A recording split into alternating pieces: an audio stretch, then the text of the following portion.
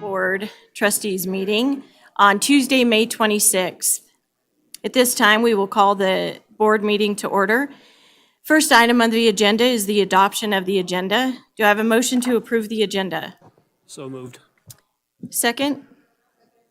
So I have a motion by Trustee Varner and a second by Trustee Ramirez.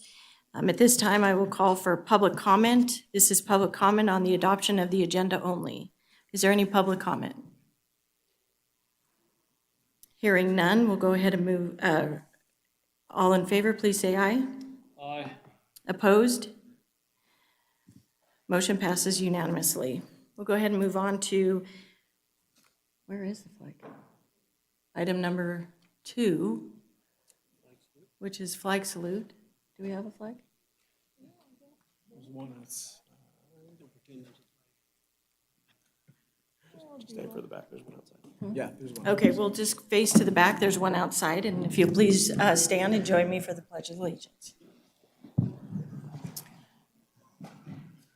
I pledge allegiance to the flag of the United States of America and to the republic for which it stands, one nation, under God, indivisible, with liberty and justice for all. Thank you. Moving on to agenda item number 3. This is the superintendent's report. Superintendent Fueling. Thank you, President Walt. Not much to report this evening. There are 7 days of school left, but who's counting? Just a lot of great things going on, lots of celebrations at the schools, and looking forward to wrapping up a great year. That's all. Great, thank you. And at this time, we'll move on to agenda item number 4, which is board reports and board member comments. Our Carson High School activities representative is still at baseball. He'll be joining us in a little bit. We do not, and in fairness of time, our board reports will not be shared with you this evening. We'll share them with you on June 9th because we want to get to the reason why you're all here. So we'll go ahead and close agenda item number 4. Moving on to agenda item number 5, do we have any association reports?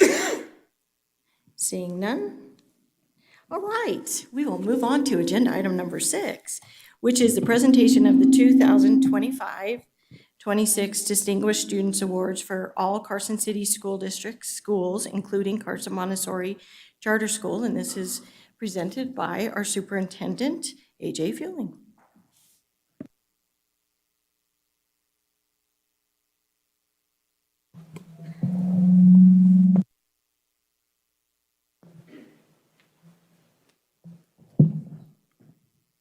Good evening.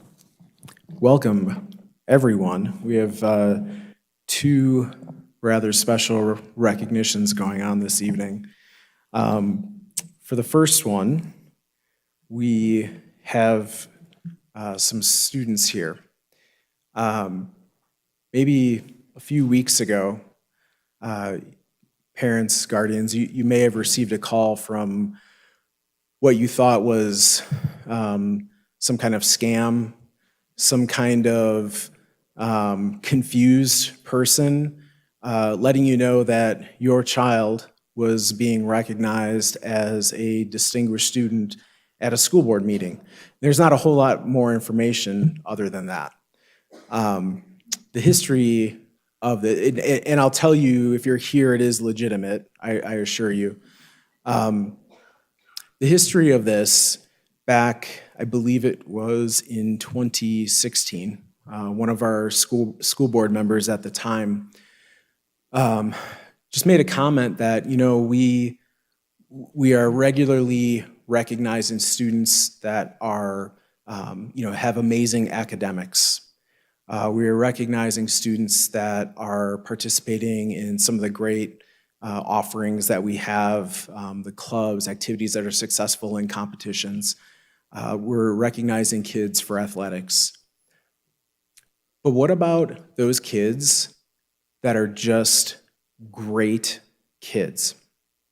They are great citizens of their school. They are helpful. Maybe they're a great leader, although not in maybe a formal way, like through a club or an organization. And so what it really just came down to is we want to recognize kids that are awesome, that maybe just aren't in some of those other groups that are otherwise getting recognized. And so if that's the call you got about your student being a distinguished student to be recognized this evening, that's exactly why they're here.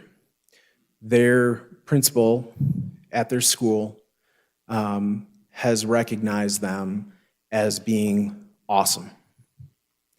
And I think that's great, because a lot of times there are kids who don't always show up in some of these ways through these activities that get recognized. But there's so many things that they are doing on a daily basis in their school, and how they interact with other kids, how maybe they're helping out their teacher, maybe how they're helping out their school, just doing some great things around the school. And it's a really nice opportunity to be able to recognize them for that. So we have 2 kids from each campus that we are going to ask to come up here so that we can recognize them. And kids, if that's you, and I hope you know if that's why you're here, when I call your name, if you could please make your way to the front here, and then go through this little hallway, and there's a door. I'll come and meet you, so you're not scared. But if you could kind of make your way up here on the stage, so we can give you a little something as a recognition of how great you are. And then we're going to take a little picture, and then we'll send you back off that way and kind of come around and out the other side. I don't believe any children have ever been lost here, so hopefully that part will be okay. Oh, okay. So should I have them actually stay up here? Okay, so little rewind. After you come up here and we get you the recognition, we're actually going to have you stand and stay up here so that we can get a larger group photo of everyone. Forgot about that. Thanks, Dan. Students, any questions? All right. So the first, President Waltz is joining me. Sorry. You gonna help me? Okay. Our first student is from Bordewick, Mila Camper.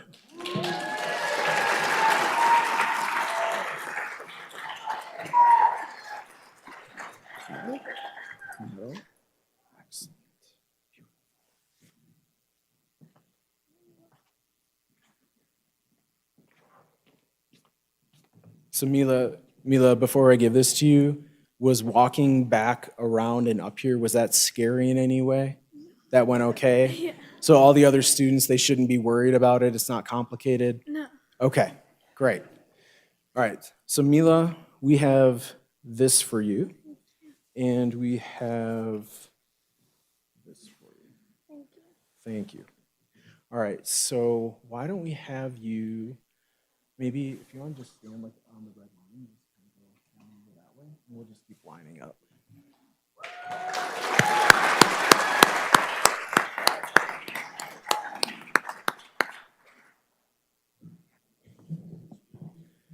Okay, next from Bordewick, we have Vincent Alada.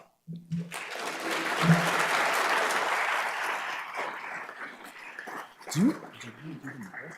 I'll just give him the card. You can give him the medal. I'm sorry.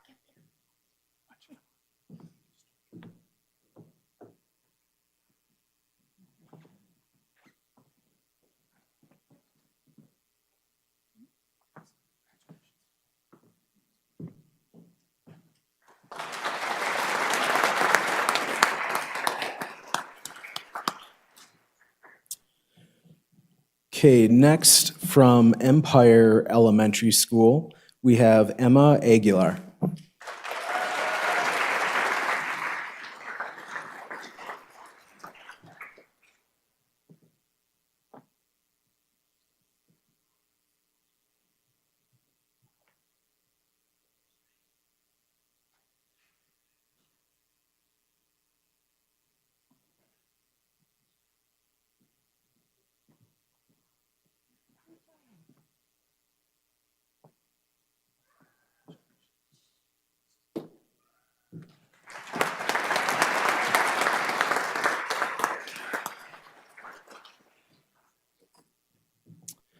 And next from Empire, we have Julian Plasencia.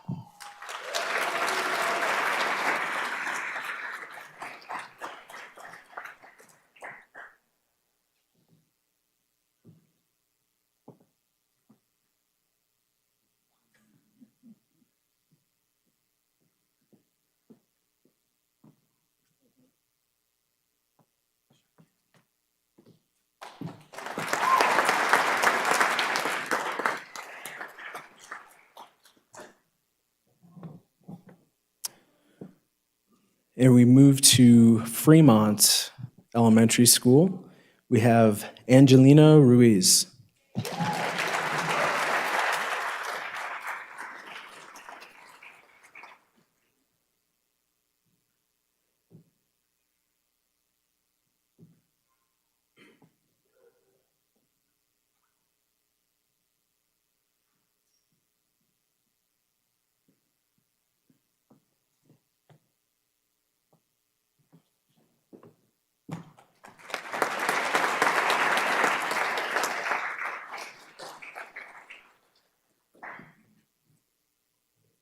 And also from Fremont Elementary, we have Hudson Roser.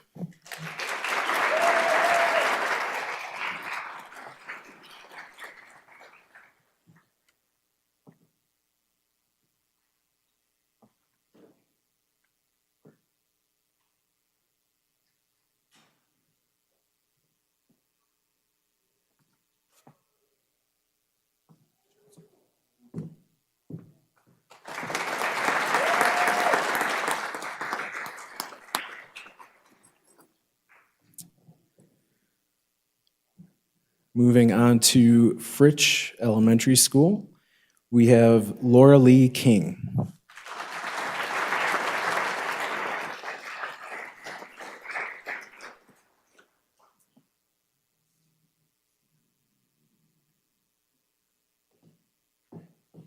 Should we just put them in?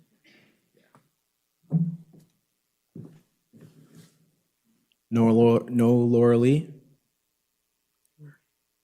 Okay. We'll be sure to get that to her. Next, from Fritch, we have Jackson Paliso.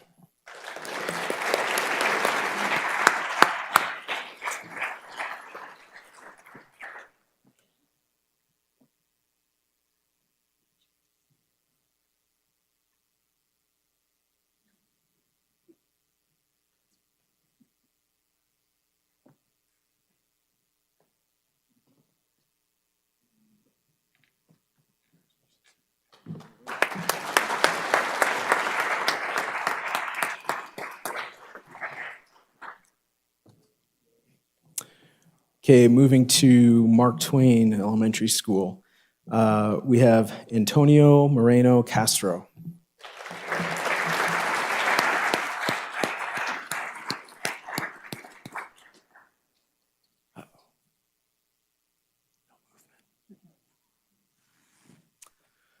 Okay, it looks like Antonio did not make it this evening. We will get that to him.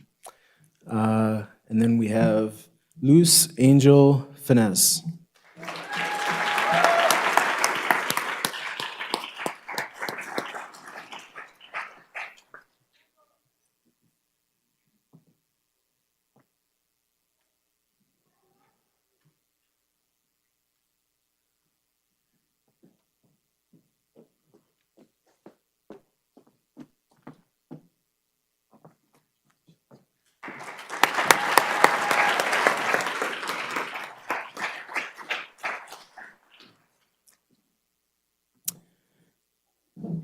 Okay, from Seeliger Elementary School, we have Brooke Gorder.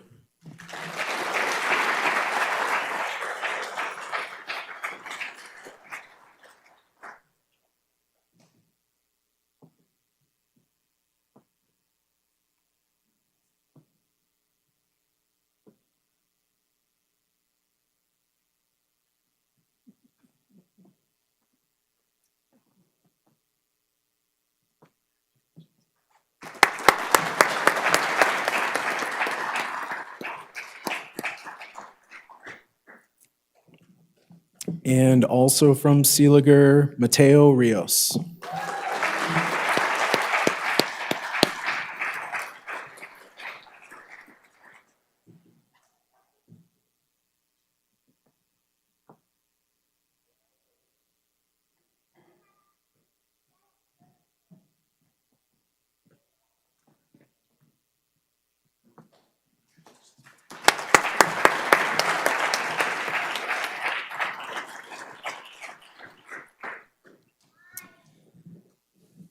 And from Carson Montessori School, we have Angelo DeLeon.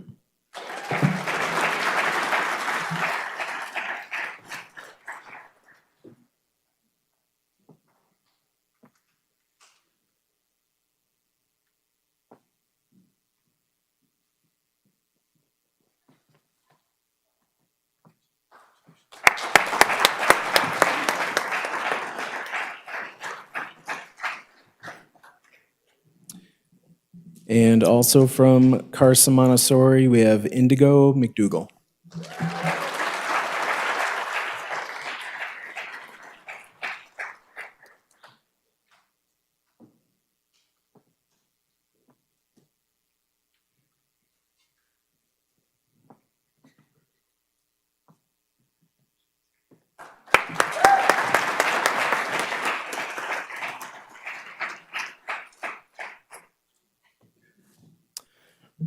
Okay, moving up. Going to Carson Middle School, we have Karen Andrade.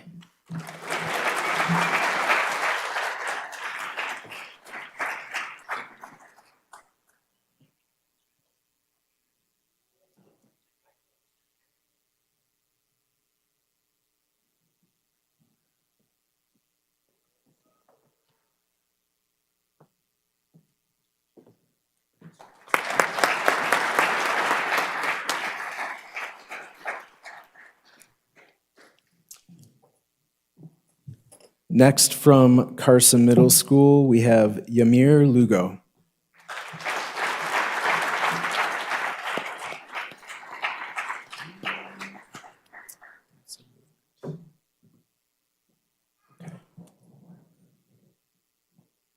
Okay, no Yamir.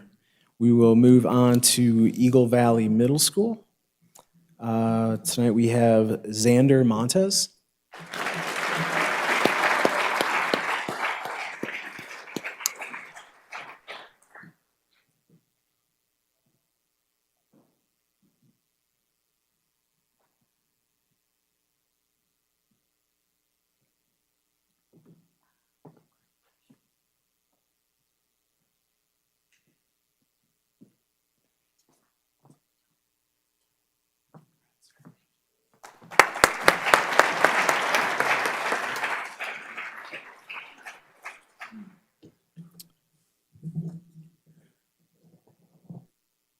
Okay.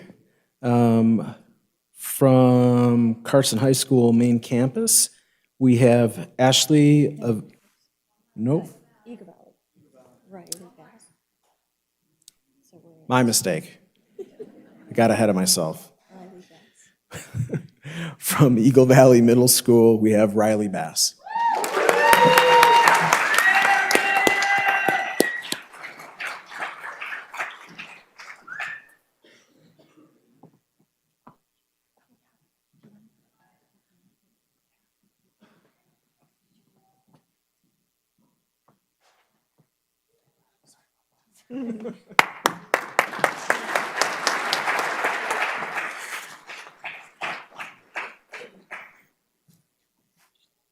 Okay. Hopefully I haven't spoiled the surprise for Carson High School by announcing that first name. From Carson High, we have Ashley Avila Galarza.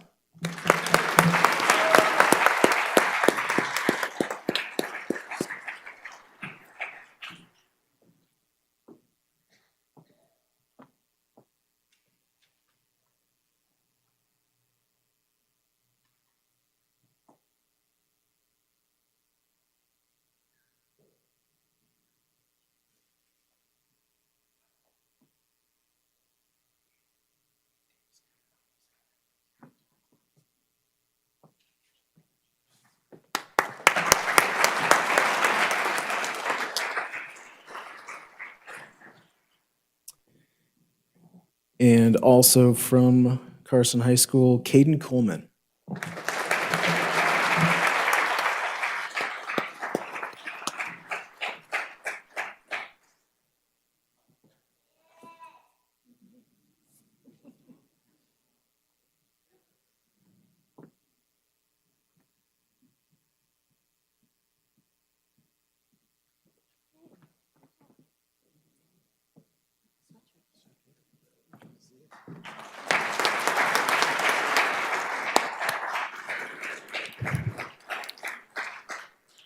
I've known Caden a long time. If you've ever come to a Carson High baseball game and you've seen a pitcher that throws that really weird angle where it looks like their hand's gonna scrape the ground because they're coming so far under, that's Caden. Next, from Carson High Silver Campus, we have Vanessa Tran.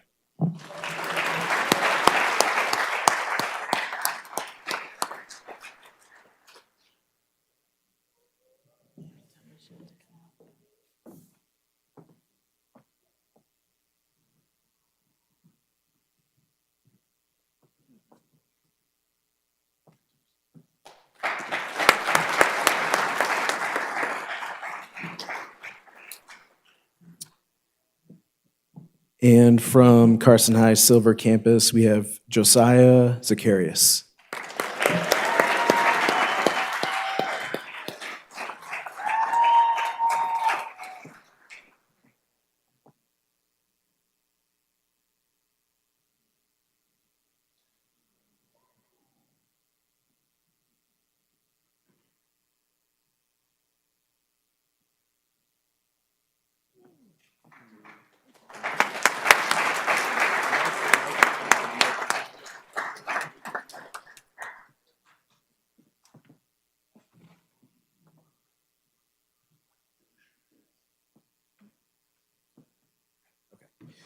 Okay, so students, and for those of you, great job. Like, it's amazing. You're getting recognized for being amazing human beings. That's not a normal recognition maybe that always goes out there. So thank you for all you do, how you act in school, how you help out in school. For those of you who are raising these kids, nice job. Thank you.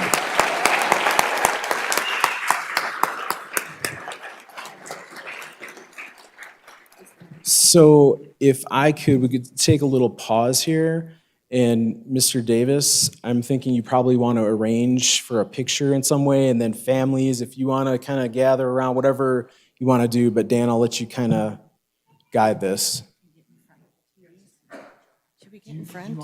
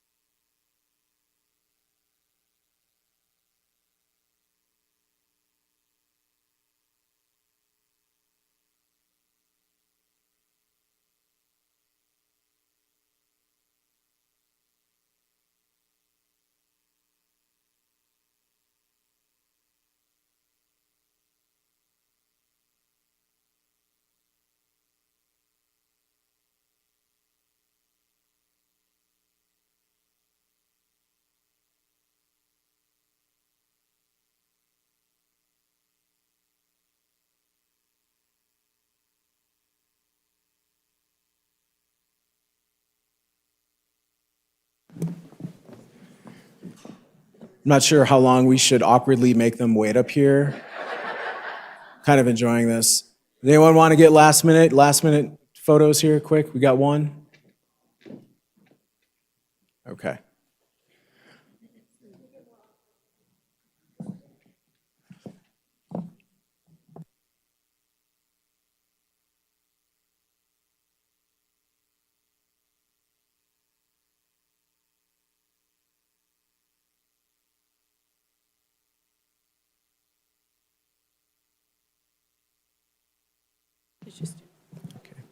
Okay, are we good? All right, you guys, I don't know about Dr. Molden. Thank you.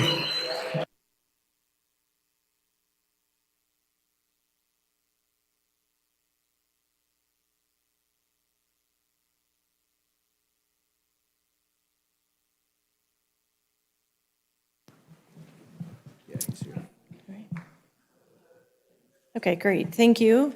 And congratulations to all the students. Do we have any board comments on this agenda item? No? All right, we're going to go ahead and move back then to my understanding. We do have our high school representative here. Is Cooper Fueling here? Okay, great, thanks. All right, so for those of you following along, we're going to move back to agenda item number 4, which is our high school activities report. Go ahead. Good evening, members of the board and everyone in attendance. Thank you all for being here tonight. I apologize for my tardiness. But just a few things tonight, not much. School is finishing up. Just as I mentioned at the last meeting on June 2nd at 9:30 a.m., I believe, the high school, or I guess elementary school graduation walk will be happening at all the elementary schools around the district. You guys are all invited to attend, all staff and admin and board members. So that will be when the class of 2026 will be going back to their elementary schools one last time to walk around. And then aside from that, not much else, just finishing up the school year, is pushing through finals, and not much else. And this is my last meeting as your school board representative for the student body at Carson High School. But now I will turn it over to the 2026-2027 student body school board representative, Ruby Bertrand. Hello, my name's Ruby Bertrand. I'm going to be the 2026-2027 school board representative, and I am so incredibly excited for this opportunity. Thank you. Great, thank you. And I believe, Cooper, could you please join us on the stage? Yeah, actually, and Ruby, can you just stand up so everyone can see you? Because the TVs are, okay. And yeah, Mr. Fueling, if you could make your way up on stage, please. And while he's making his way on stage, we are very fortunate to have somebody volunteer from the high school to do the board report, so we're excited to hear from you next year as well, and we wish you the best of the end of this year. So thank you. And then Cooper. Mr. Fueling, it's a great name, great last name. Is that German? I believe so. German name? Yeah, it's not very common. No. So the trustees, the board of trustees, would like to thank you for all of your work this year and spending many evenings, sometimes waiting a little bit, sometimes waiting a long time to inform the board what's going on up at Carson High School. So as a token of their appreciation, this is for you. And we wish you the best as you move on to other things. All right. Thank you, sir. And we'll go ahead and start down with Trustee Ramirez. Do you have a comment? Hold on.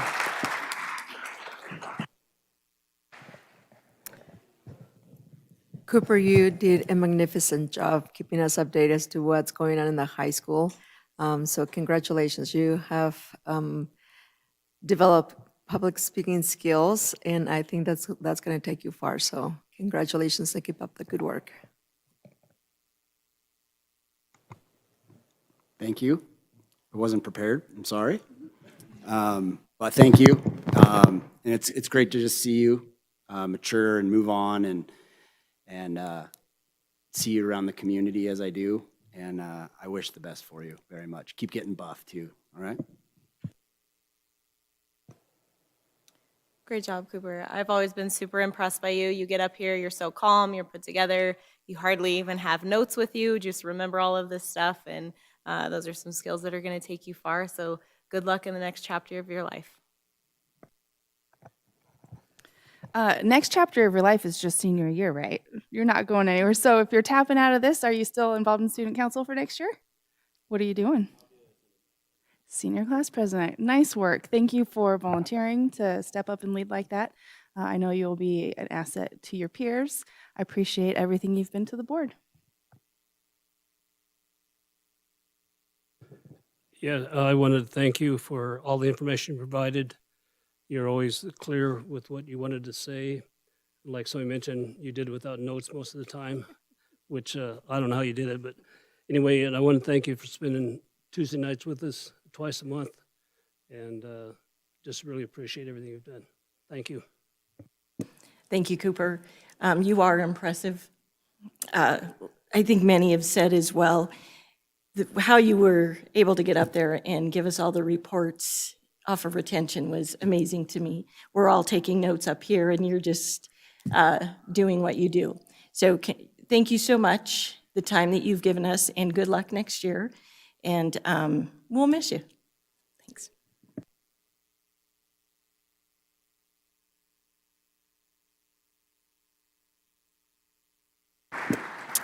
All right, we'll go ahead and close agenda item number 4 and move on to agenda item number 7.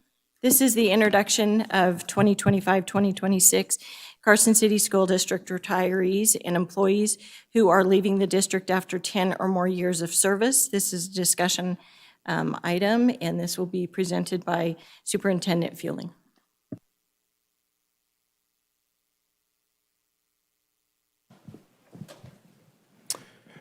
Thank you, President Walt.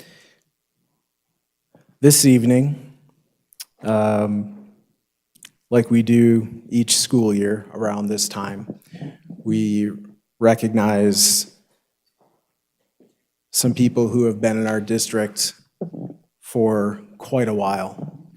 And in some cases, it's been over a decade, in some cases, more than 2, in some cases, more than 3. I don't think we have any more than 4 this year, but we have. And so it's a really, really nice opportunity for the board for you to get recognized by the board for all those years of service to the district, to this community, to our children, and supporting them as they move through in their years and on to better things. In total, for all the people being recognized this evening, we have 735 years of total experience with the district. That's a long time. I just want to be clear on that, but I hope that all that time has been filled with a lot of laughs and a lot of success, and you've met some great colleagues along the way. It's always hard to maybe step away from some of those things, but just know that that time has been greatly appreciated, all 735 of the 735 years. So with that, we will be asking those of you stepping away to come up here and be recognized for your time with the district. When we are all done, Dan, we're not keeping everyone up here for this one, right? Okay. So as you come up, we will have a little something for you, and then you're welcome to make your way off the stage. And I think our trustees likely will have a few things to say once we've recognized everyone. When you come up here, you're welcome to say a few words. Many of you have had some incredible experiences here and maybe would like to share a little bit about that, and that is very much welcome. So we will kick things off with Carson High School. So is Kathy Atchian here? Our first recognition.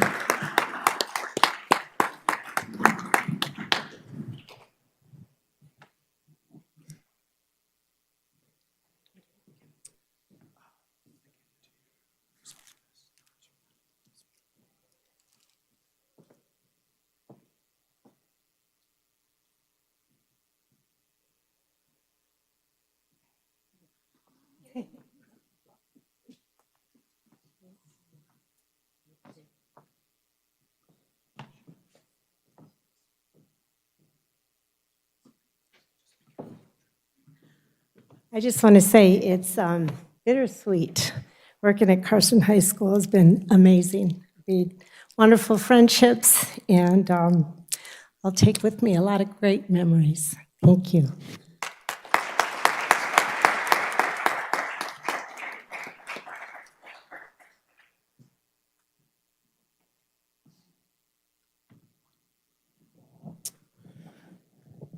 Next this evening, we have Mr. Brian Branch from Carson High School.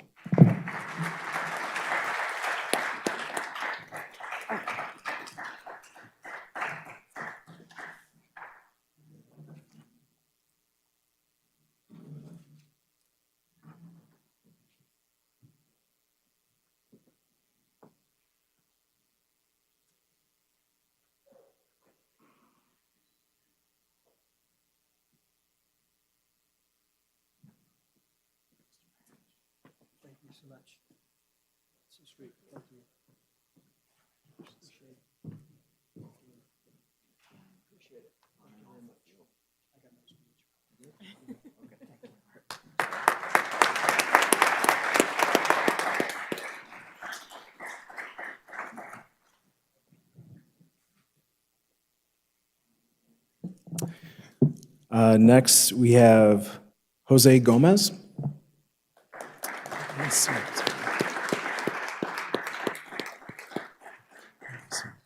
didn't see him. Okay.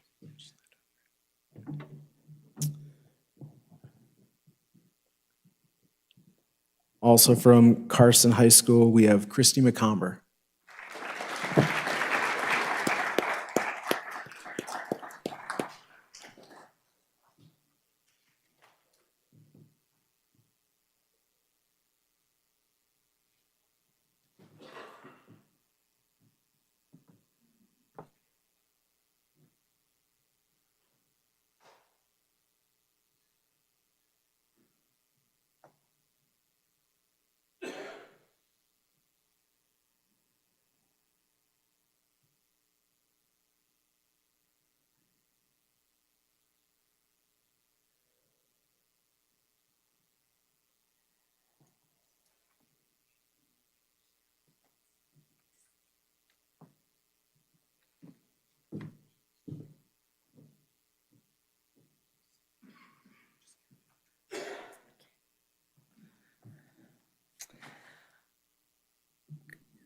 I've worked for the Carson City School District since 1999 and had a lot of amazing experiences. And I've also worked from all grade levels, from kindergarten all the way up to high school, in many different capacities. And Carson City is the best place to live, work, and hopefully retire. Thanks. Yes.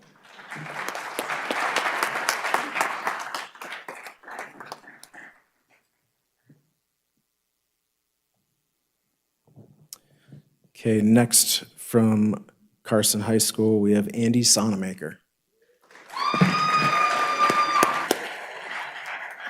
He's running. He's running.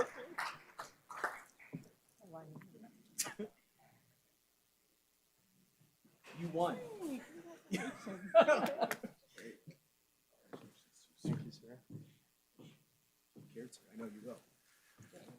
I spent enough time up here talking to crowds, but it's been an absolute pleasure working for the Carson City School District, working with all the amazing faculty, I met some really awesome faculty at Carson Middle School when I was there.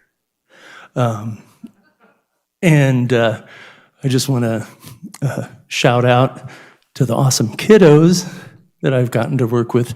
That's been the absolute joy of my career, is working with the students. So thank you all very much.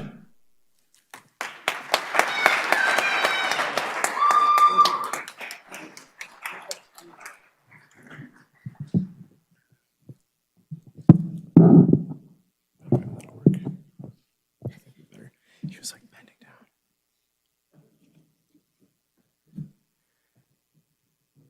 Next, from Carson High School, I think my daughter's favorite science teacher ever, Mr. Scott Vickery.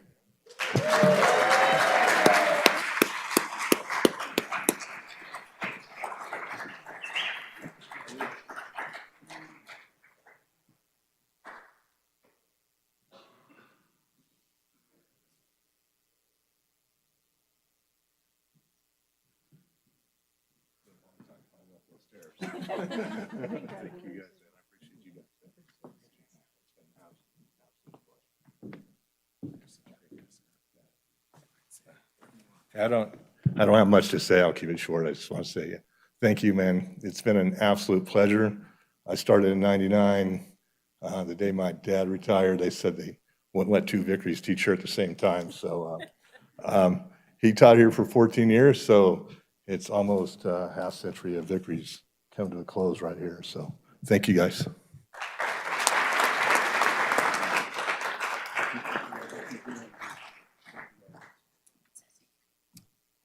Side here, okay. I'll just recognize you.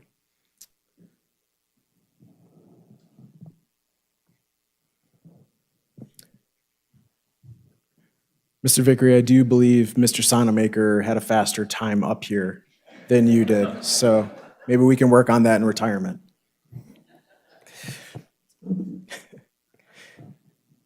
Moving on to Carson Middle School.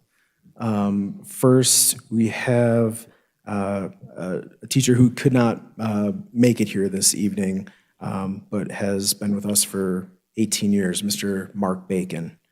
If I could just get a round of applause for him.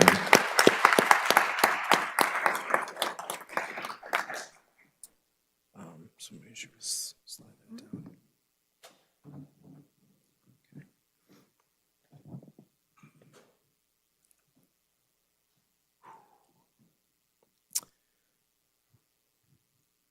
Bev Heath.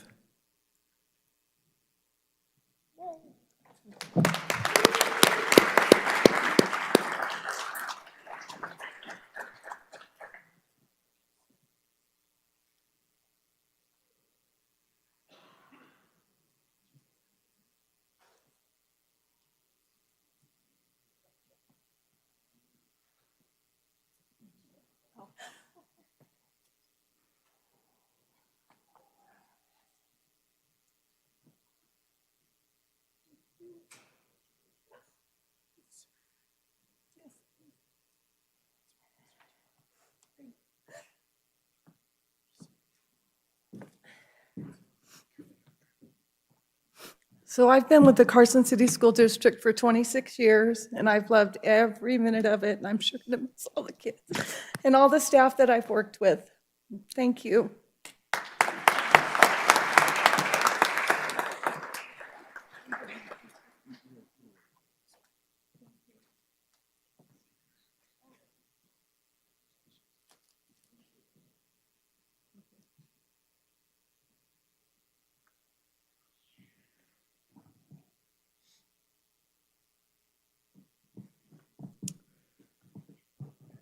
Next from Carson Middle School, Mr. Rob Hostler.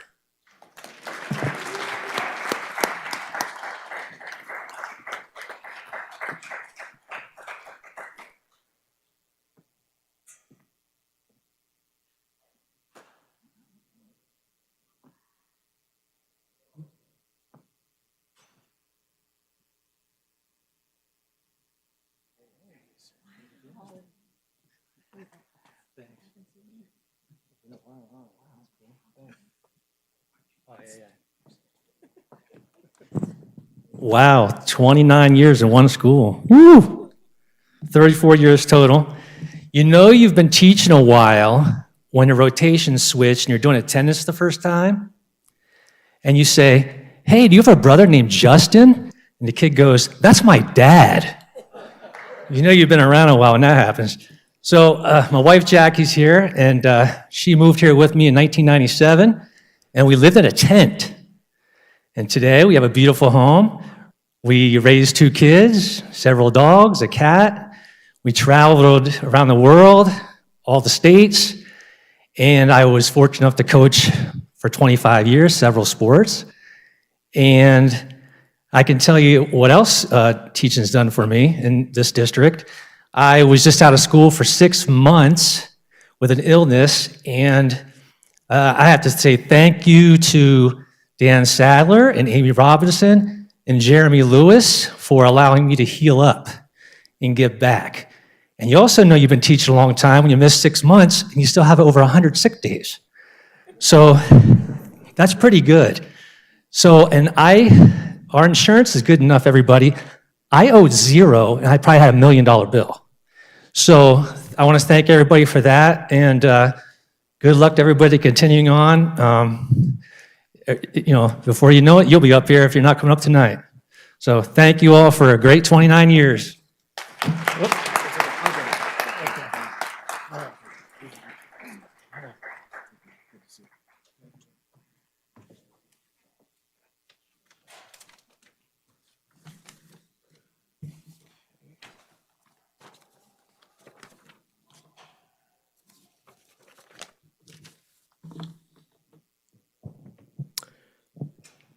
Okay, also from Carson Middle School is Shelby Tuttle.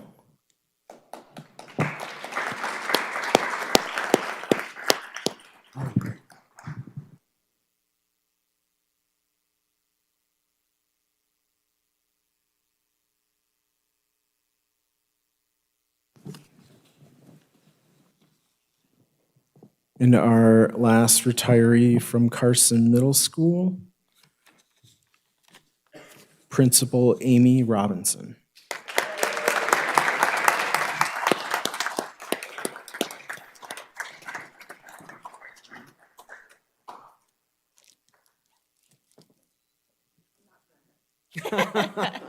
Oh, come on.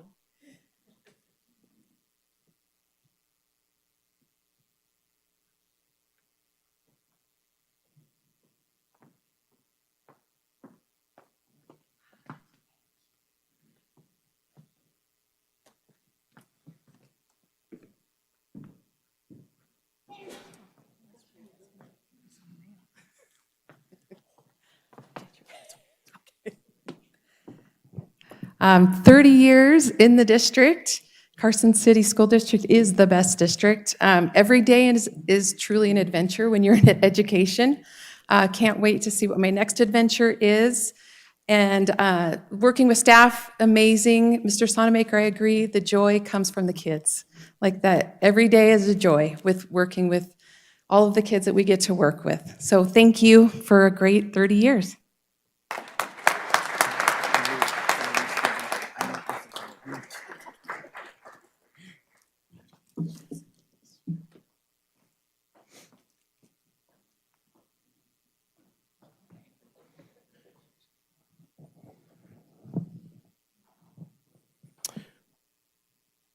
Okay, moving on to Eagle Valley Middle School. We have Helen Billheimer.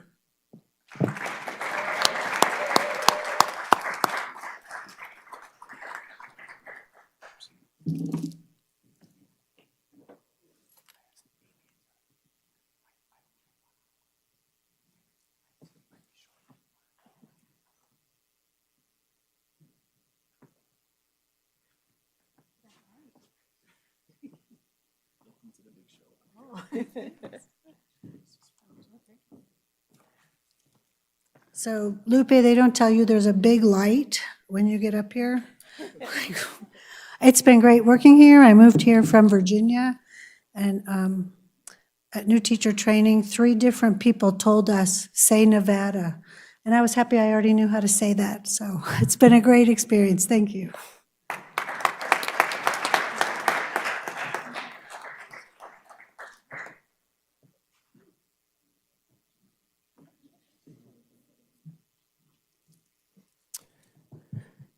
And from Eagle Valley Middle School, Maria Lupe Schofield.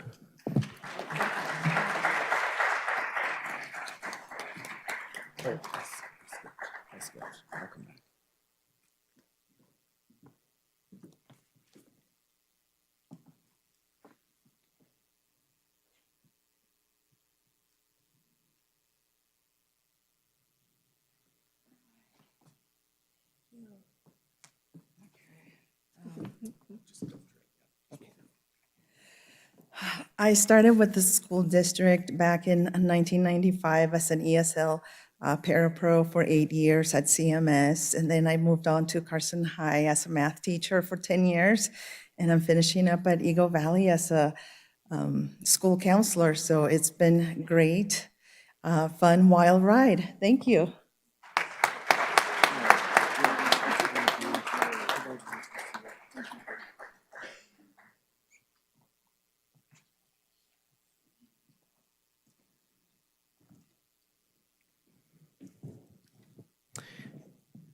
And from Eagle Valley Middle School, Pam Mollison.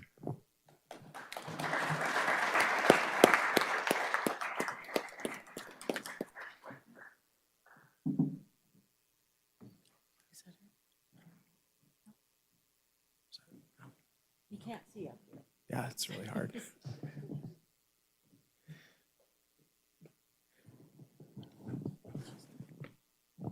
Okay. Should we just talk that one? From Bordewick Bray Elementary School, Christine Estrada.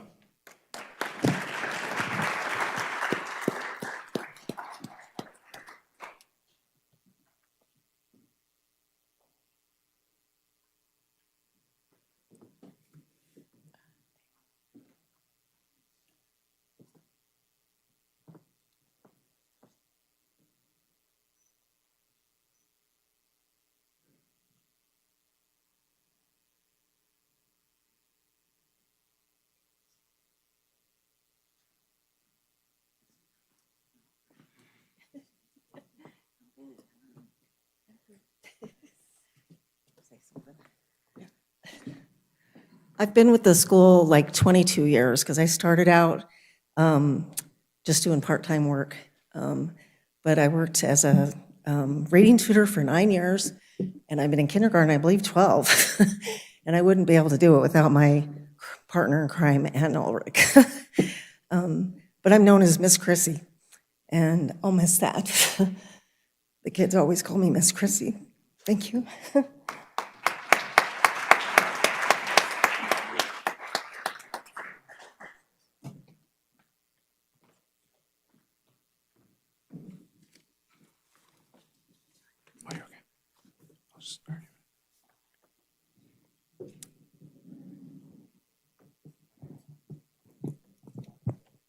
And I think we're calling up the partner in crime then, Ann Ulrich.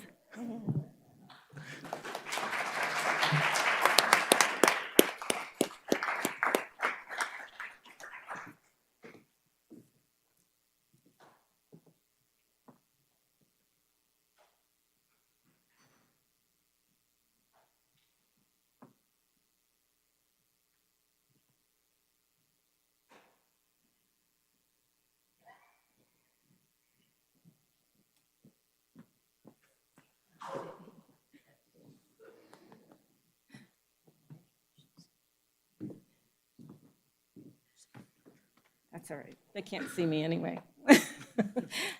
Yes, I'm the partner in crime, and my other partner in crime for the last 20 years has been, or 18, has been Michelle Cassiopo. We worked together all this time, and it's been a great time. Thank you.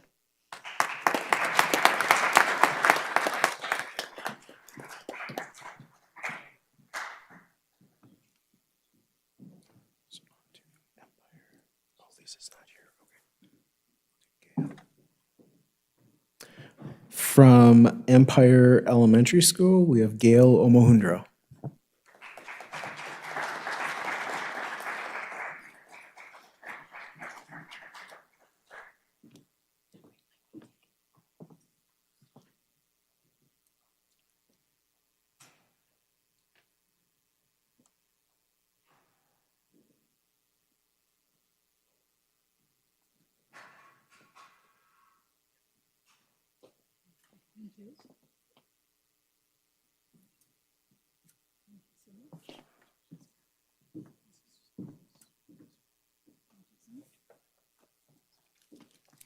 Well, I accepted a substitute teaching position at Empire in the fall of 2006, and I've considered it my home away from home ever since, intermittently for a season. And I'm just really grateful for the opportunity and the privilege to have been a part of this district. So thank you.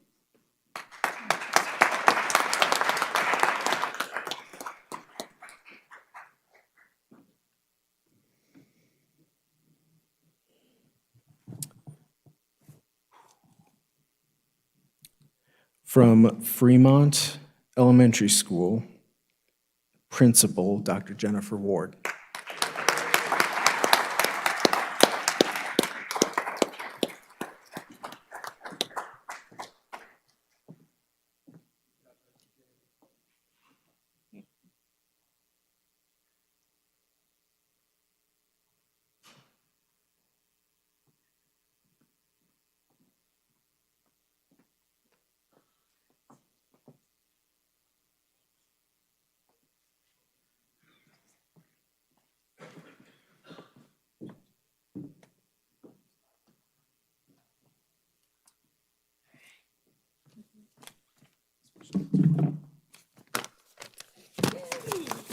Yes. I've been waiting a long time for this. So for those who know me, you may know that I like data, and so I counted up some stuff. In the words of the song from Rent, 525,600 minutes, how do you measure a year? Well, in the Carson City School District, I have not measured my time here in minutes because that would be completely insane. Instead, I have measured it actually in days, and that is 8,600 days. I walked into this school district as a wide-eyed 5-year-old. And today, 48 years later, I stand before you spending all but 2 years of my adult life in the halls and the walls of our school district. I have been a bulldog, a Solon twice, a senator, a Mustang, an eagle, and now, finally and forever, a Fremont Falcon that I am blessed to work with the most seriously amazing people on the planet. Tonight, for me, is really about appreciation. And appreciation throughout all my life and the support that I've been given. I think too often we forget to say thank you. So I want to use this opportunity to say thank you. I wouldn't be here without my first teachers, my mom and dad. Thank you for not laughing at an 8-year-old me who said, I'm going to be a teacher. You embraced the dream wholeheartedly and let me do my thing. To my sister, Shannon, who has exemplified how to live an adventure into retirement and who is my absolute biggest cheerleader. To my children, Jaden and Shay, and their dad, Kincaid, for sharing me with all the other children that I had the blessing to come in contact with. You don't walk this path very long without having so many models of inspiration. And to my teachers in Carson City School District, who saw my potential before I could see it in myself. My kindergarten teacher, Diane Toby, 3rd grade, Jeannie Mayer, 4th grade, Marcy Ritchie, Bonnie Parnell for 6th grade, Roy Waltermeyer, Mary Cockworth, Jessica Daniels, Terry Johnston, Kathy Adams, Ruth Abastery, and to the district staff who allowed me at the age of 13 to serve on my first curriculum adoption team for the Family Life curriculum. I literally have lived this school district. Thank you for curating my spark and letting my passion grow. Thank you to all my dear friends and colleagues who challenge me to be my best and to show up every day. The late Terry Snelling, Amanda Cox, Susan Squires, Christy Lennox. And to my partners who have allowed me the grace to grow, Mark Bacon, Dan Sadler, Shalise Crookshanks, Carrie Pryor, Cheryl Raquetta, and Jeff Herzl. I have learned so much about myself and about my leadership through our partnerships. And to my love, Ron, thank you for loving a woman whose profession you do not understand. Thank you for not blinking an eye when I dress and leave the house as a pineapple on a Tuesday, a princess on a Wednesday, and spending my entire weekend preparing for a potato bar extravaganza. When I stepped into administration 13 years ago, I adopted a motto of find a way. In this profession, I say it daily because the alternative is to find an excuse. When you are in the business of nurturing souls and building futures for kids, excuses don't move the needle. Finding a way is the only option. And it warms me to my core to see this institutionalized at Fremont. And because every child deserves an educator who looks at the challenge and says, let me find a way for you. And I see that daily at Fremont. This has never been just a job. It is a passion, a calling, and truly my life's geography. I've been truly blessed by this path and by every person who has walked it with me. And as I sign off for the day 8,601, I leave you with the same charge. When the road is hard and the stakes are high, for not only our kids, but for yourselves, find a way. Thank you, Carson City School District, for a lifetime of memories.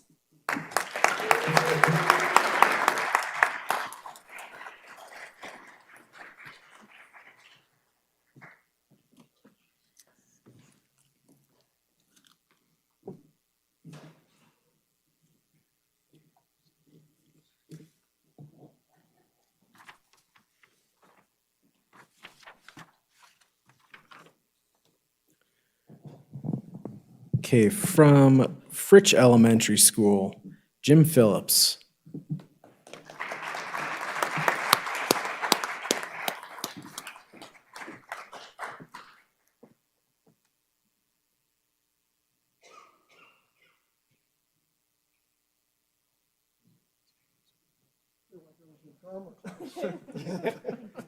Thank you. Deutschlander? Deutschlander for Fuhler. I spent about 13 years working at various kitchens, but my shout out is to my Fritch co-workers. They put up with me, which is great. And thank you, Carson City School District.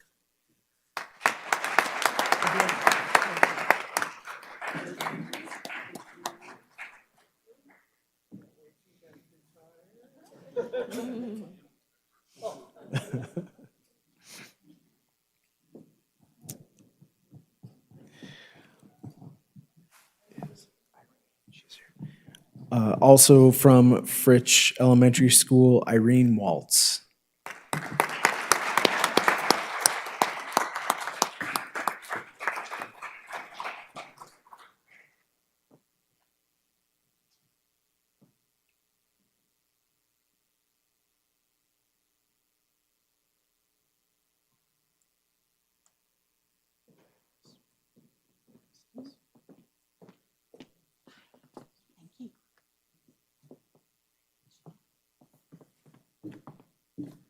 Well, Mr. Brown asked me to run, but my students know I don't run anywhere, so I'd like to thank everybody for coming, especially my husband. Sorry, anybody who knows me from church knows that I'm a crier. We truly do have a very blessed community, and I thank you for sending the very best kids to us every day. Also, thank you to my wonderful colleagues. You're the best, and you'll be missed. Take care.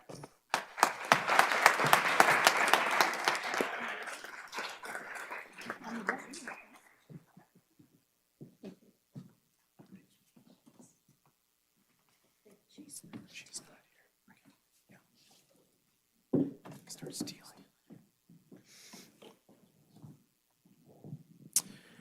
Okay, from Mark Twain Elementary School, we have Sydney Abbott.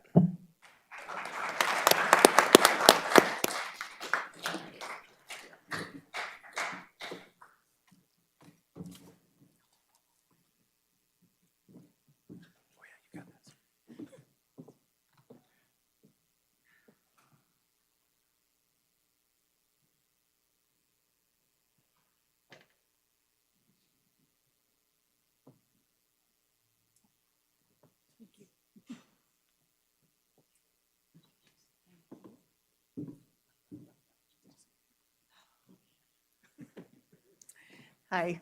I started in Mark Twain 2009. It's been a wonderful, I had a wonderful time there. 7 more days and I'm off to new adventures. So thank you so much.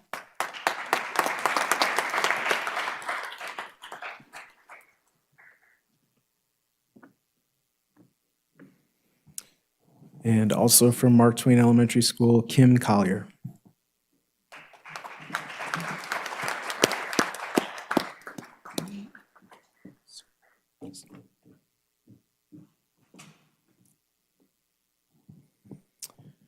Moving on to Seeliger Elementary School, we have Kim Kahn.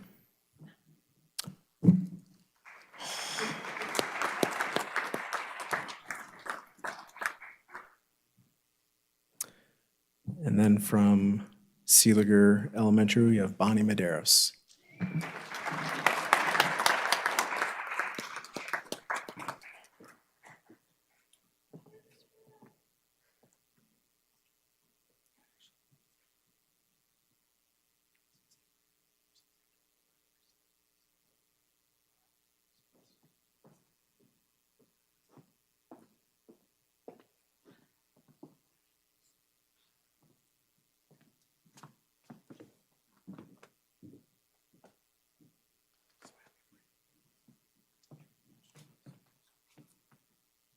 Wow, you really can't see up here. I'm just so grateful to work for Carson City School District. Teaching was, or is, my second career, so it really means a lot to me. But being at Seeliger for most of my career has been amazing. My daughter went through Seeliger. I've worked there for 20-some years, and then now my granddaughters are gonna go through Seeliger, so it really is a family. And I'm just gonna really miss my everyday there, seeing my students who bring me joy, and it's just been a pleasure. So thank you.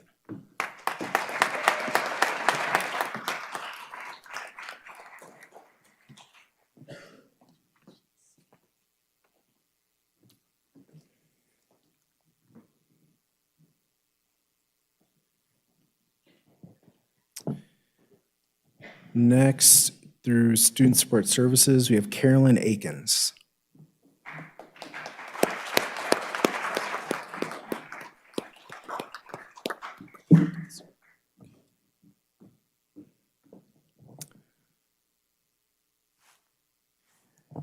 And from our Transportation Department, Andrea Bear.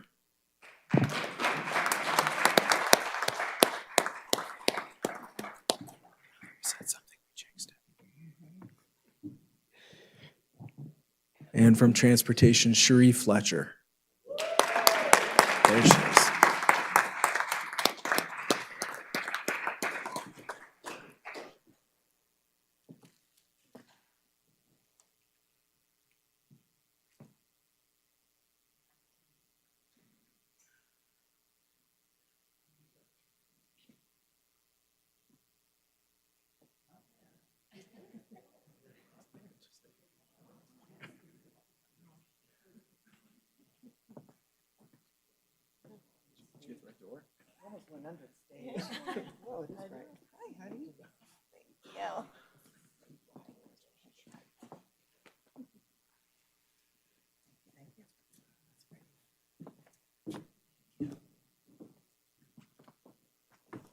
I need my sunglasses. Hi, I've been at the Carson City School District for 28 years.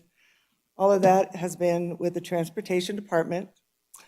Started out as a bus driver and worked my way up, and the last 11 years has been the bus boss, the Big Bird bus boss. So I'm out.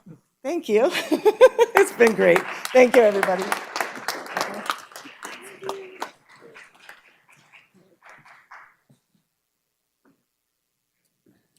So Paul is not here, Maria's not here.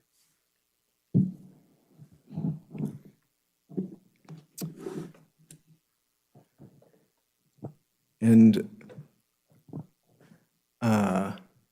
our last person here for the evening, our Chief Human Resources Officer, otherwise known as a churro,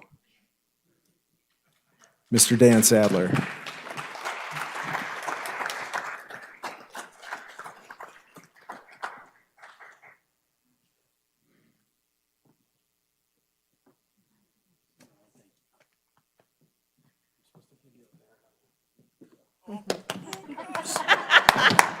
That was not my.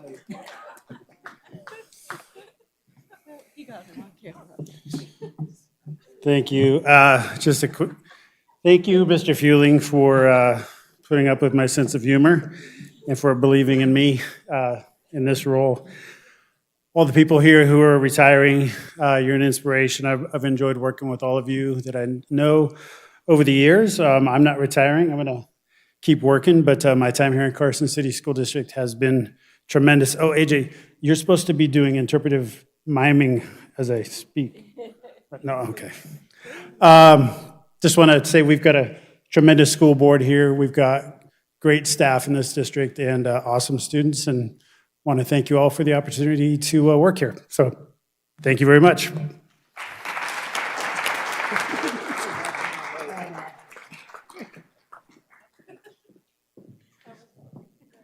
So we're going to ask everyone to come back up here and try to show off an impressive feat of strength like Mr. Sadler just did and throw me around here on the stage. I'm sure he's going to regret that later. Mr. Sadler is actually moving on. He's going to be the next superintendent for Story County School District. So very excited for him as he moves on to that role. All right. If you will, we'll go ahead and start with Trustee Varner for comments. This is a good night, but it is bittersweet for me. I'm excited for everyone who's retiring or moving on to a new adventure, new job. But it's sad also because we're going to miss you. You spent a lot of your majority of your life with us, and I want you to know that we truly appreciated all the work that you've done for the district. So I wish you the best of luck in the future, whatever your future holds, and we'll miss you. And stop by every once in a while. Thank you. Trustee Peterson?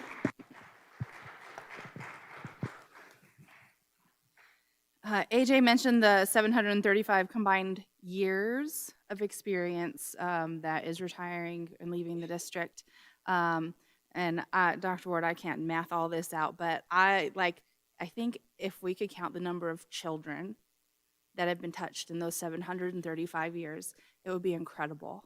So thank you, all of you, for giving so much of yourself to ensure that all the youth of Carson City have a solid foundation and a sturdy education, and know that there's people in their lives that care about them and want them to feel welcome and safe and at home when they're at school. So thank you all for what you've done.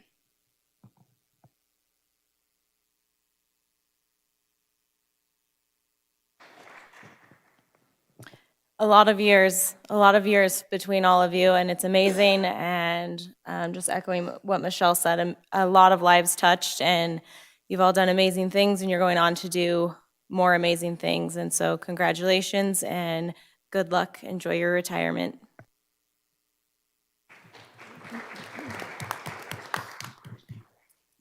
I'd like to comment too on the 735 years. As I heard that, I just want to say thank you for all of you, for the love that you have shown kids, peers, and your colleagues, mentorship that you've done for each of them to the new people coming in, and just the care that has been expressed over those 735 years.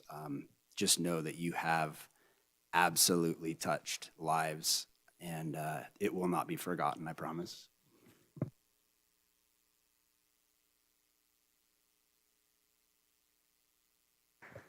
I echo what my colleagues mentioned, and I also want to just say thank you for educating our future leaders.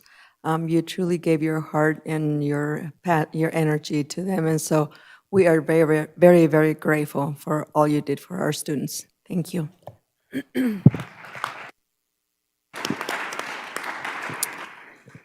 Yes, thank you very much. I've known some of you for 30-plus years. You were there when I started, and so I see you out there. I wish you the best of luck, and I wish you happiness with, I see some of you, and you will be missed. What you brought to Carson City School District, this is a phenomenal school district, but it is a great school district due to the fact for the staff and all the employees that we have. You make it what it is, and you have brought so much joy into the lives of the students, the families, and so I wish you the best of luck and happiness and congratulations. I hope to see some of you back, all of you back, at the time, whether or not, because we're always in need of substitutes, just saying. So, but no, congratulations. All right, we'll go ahead and close agenda item number 7, and at this time, we're gonna go ahead and take a 5-minute break, and so we will see you back in 5 minutes.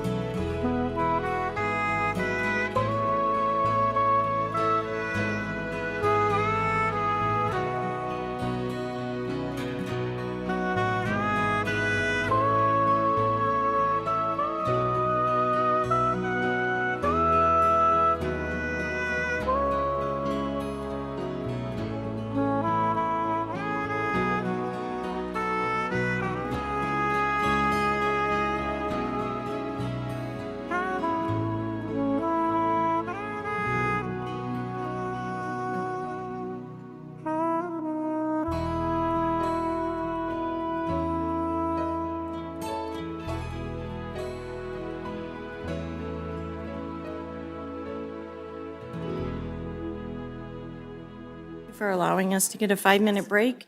We'll go ahead and continue with the school board meeting with agenda item number 8. This is for public comment.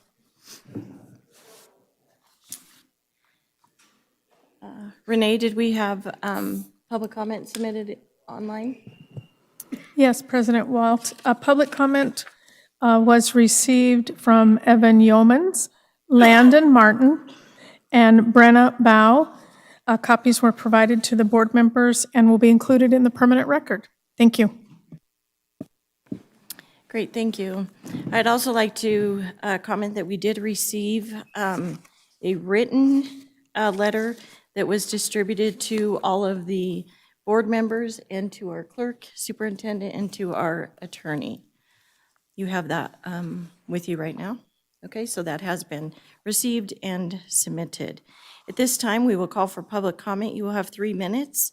The board will not respond to the public comment. We'll go ahead and start with, and I am going to apologize with your names, but I believe it's Zoe Thielen? And if you would, please, yes, no applause, thank you.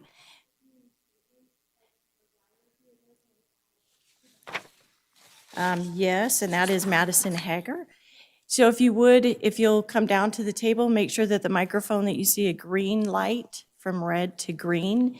And again, you'll have 3 minutes. Thank you. Thank you. Good evening. My name is Madison Hager. I'm a senior at Carson High School, and I'm here along with my teammates who are all part of Carson High's cross-country team and long-distance track team. We've come this evening to express our shared concerns with the current head cross-country coach. We have taken this issue to various Carson High School administrators, including the athletic director, vice principal, and principal. We expressed our concerns about the head coach in a letter signed by 20 members of the cross-country and long-distance track team. Tegan Barrowman submitted the letter and will speak more about it this evening. But in summary, when we presented the letter and our concerns, the administrators failed to act or advocate for us to help resolve the conflict. Members of the long-distance track team have even tried speaking to our coach individually about their concerns, but he continually dismisses them and refuses to listen to his athletes' input. We realize that there are 2 sides to every story and that a change in leadership can often be hard, but we have experienced numerous incidents and reoccurring situations in which we feel the coach's behavior has not been appropriate or mature for someone in a leadership position. I've run on the cross-country team for the past 4 years and have been in this building multiple times along with my team to be recognized by the board for both our athletic and academic achievements. This team is absolutely abundant with some of the most hardworking, kind, and dedicated kids you will ever meet. And while I won't personally be attending or running with Carson High next year, it doesn't feel fair to leave my teammates in an unstable and generally negative team environment as a result of the head coach. Throughout my time running with Carson High, cross country has given me some of my best friends as well as once-in-a-lifetime experiences that I will forever hold close to me. So to see my teammates, both old and new, considering quitting due to our coach's neglect has been incredibly hard. Every kid who decides to join the cross-country team should be entitled to all of the positive experiences that the sport provided to me. But with the new coaching direction our team has taken, many of them will miss out on those opportunities altogether. It has been very hard to see my once incredibly passionate teammates lose their love for the sport because of the hostile environment the team has become. And while I only experienced a small handful of personal incidents during the cross-country season, I'm now going to pass this off to the athletes who experienced this neglect firsthand throughout the duration of this past track season. Thank you. Great, thank you. Zoe Thielen?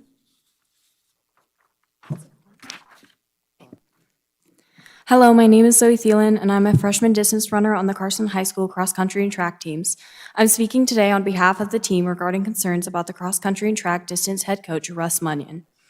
Specifically, his lack of coaching prior to races, as well as how he speaks to athletes after their races, often criticizing and making insensitive comments. This behavior has had a significant impact on the athlete's mentality and has created an overall negative environment on the team. For example, prior to races, we receive little to no guidance on our pre-race warm-ups, race tactics, and event timing. As a team, we were left to figure out and plan all these things on our own. As for his behavior following races, let me share a personal experience. After my 3,200-meter race at the Dublin Distance Fiesta this past track season, Coach Munyon initially told me, "Good job," but then immediately criticized my racing strategy and questioned whether I'd paid attention to him yelling at me during my race. He specifically asked me if I had heard him saying, "This looks easy for you, go faster." I told him that I had heard him and I explained that my goal was to recover my racing mindset after a recent injury and that I was happy with the race and had had fun. He proceeded to ask what fun meant to me and that for him, fun meant winning. I then began to tell him what my definition of fun was, and he interrupted me saying, well, is this fun? And motioned to our conversation. I said it wasn't, respectfully asked him if I could be excused to go cool down from my race, but he insisted I wait and continued critiquing my performance. He ended by mentioning that I got a personal record, even though he was unaware I had not achieved one, evidence that he's not conscious of the team's progress and improvements. There have been several other instances in which the head coach congratulated athletes on PRs that they did not earn and seemed unaware of the athletes' levels in current times. I am also not the only athlete who has experienced the head coach's criticism and inconsiderate comments after their races, including how bad their pacing was and saying things such as, I know why you're slow now. Furthermore, I experienced his dismissive behavior a second time, where he again gave me negative feedback following my race. Only when other coaches made him aware of the effect his negative words had on me did he then attempt to explain his comments by a private message to me late at night, which I found inappropriate. These are only a fraction of the interactions I have had with the head coach since August, where I have felt uncomfortable, unsupported, and unsafe with him as my coach. Due to this past year, I am unwilling to run for Carson High School under Coach Munyon. This truly breaks my heart as I am very passionate about this sport, hope to run in college, and I love my teammates, along with the incredible experiences that this team has given me so far.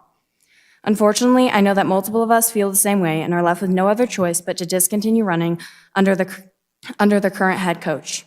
Thank you for listening, and I hope you will take these concerns into consideration. Thank you. Adam Plain?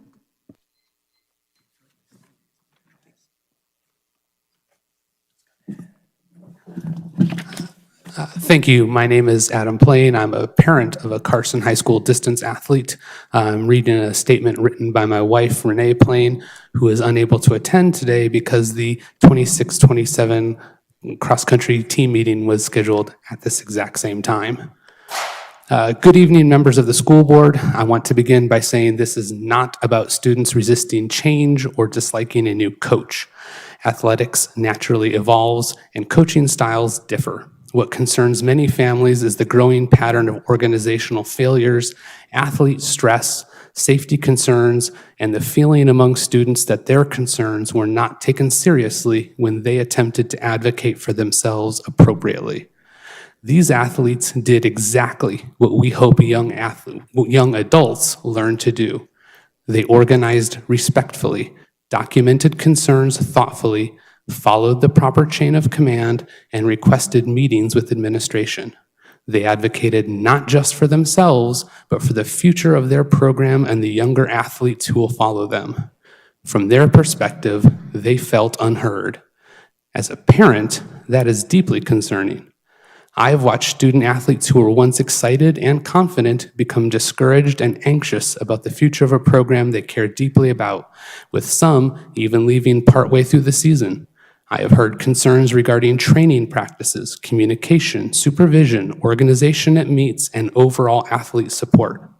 When athletes are worried about whether they will receive proper preparation, miss events because of disorganization, or face increased risk of injury, those concerns deserve serious attention. These are not isolated complaints from one upset student. 20 distance athletes signed a detailed letter outlining shared concerns and experiences. That alone should warrant meaningful review.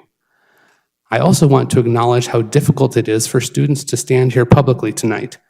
Many are speaking because they genuinely care about their teammates, their sport, and their school.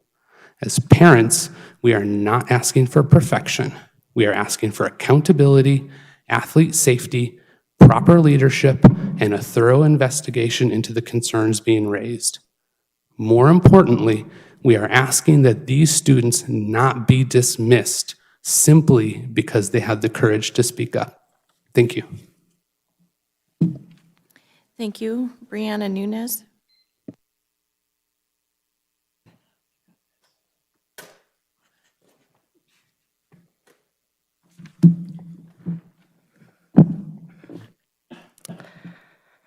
Hello, my name is Brianna Nunez. I'm a senior at Carson High School and have been a member of the cross country and track team for the past 4 years. I'm speaking today to express my concerns regarding the head coaching position. Writing this has been very difficult because it forced me to relive experiences that made me lose the love for a sport that meant so much to me. Running has brought me some of my closest friends, a passion that brings me joy, and many of my best memories. For me, to quit track before regional says a lot about how deeply this situation affected my well-being. Coaching was not the only reason, but it was a major factor. The biggest issue with my biggest issue with the head coach is that he does not listen to his athletes, struggles to communicate without becoming defensive or hostile, and often lacks support for his athletes. During this past cross-country season, it felt that the upperclassmen were pushed aside and overlooked while the underclassmen were prioritized. As a senior dealing with an injury, I rarely received meaningful feedback or support from the head coach, only short and dismissive comments. Thankfully, I had Coach Thielen and Coach Hager by my side throughout the season. They were the ones who supported me and listened to me while I struggled with my ankle injury. There were countless times I went to them because this injury took a toll on both my mental and physical health. Running is my passion and something I deeply care about. Without their support, track season became unbearable because I felt I had no support from my coach. During track season, there were multiple times I discussed concerns with the head coach regarding the training plan due to the lack of organization, research, and acknowledgement of the athlete's abilities. After expressing these concerns calmly, the coach chose to approach the head track coaches to complain about me questioning his coaching rather than having a direct conversation with me first. He could have simply answered my question, but instead he would respond with comments such as, "Noted," or "I'll keep that in mind," without ever actually addressing my concerns. I was later approached by the track head coaches regarding some of the issues that had occurred, and I tried to have a calm and respectful conversation about my concerns with the training plan. However, while I was speaking, the distance coach repeatedly interrupted me and became defensive, as though I was personally attacking him. Even the head track coach acknowledged that I handled the situation respectfully and understood where I was coming from, as my concerns were never intended as a personal attack. Unfortunately, the distance track coach took it that way. The conversation ultimately went nowhere because he never truly listened to my concerns or accepted feedback.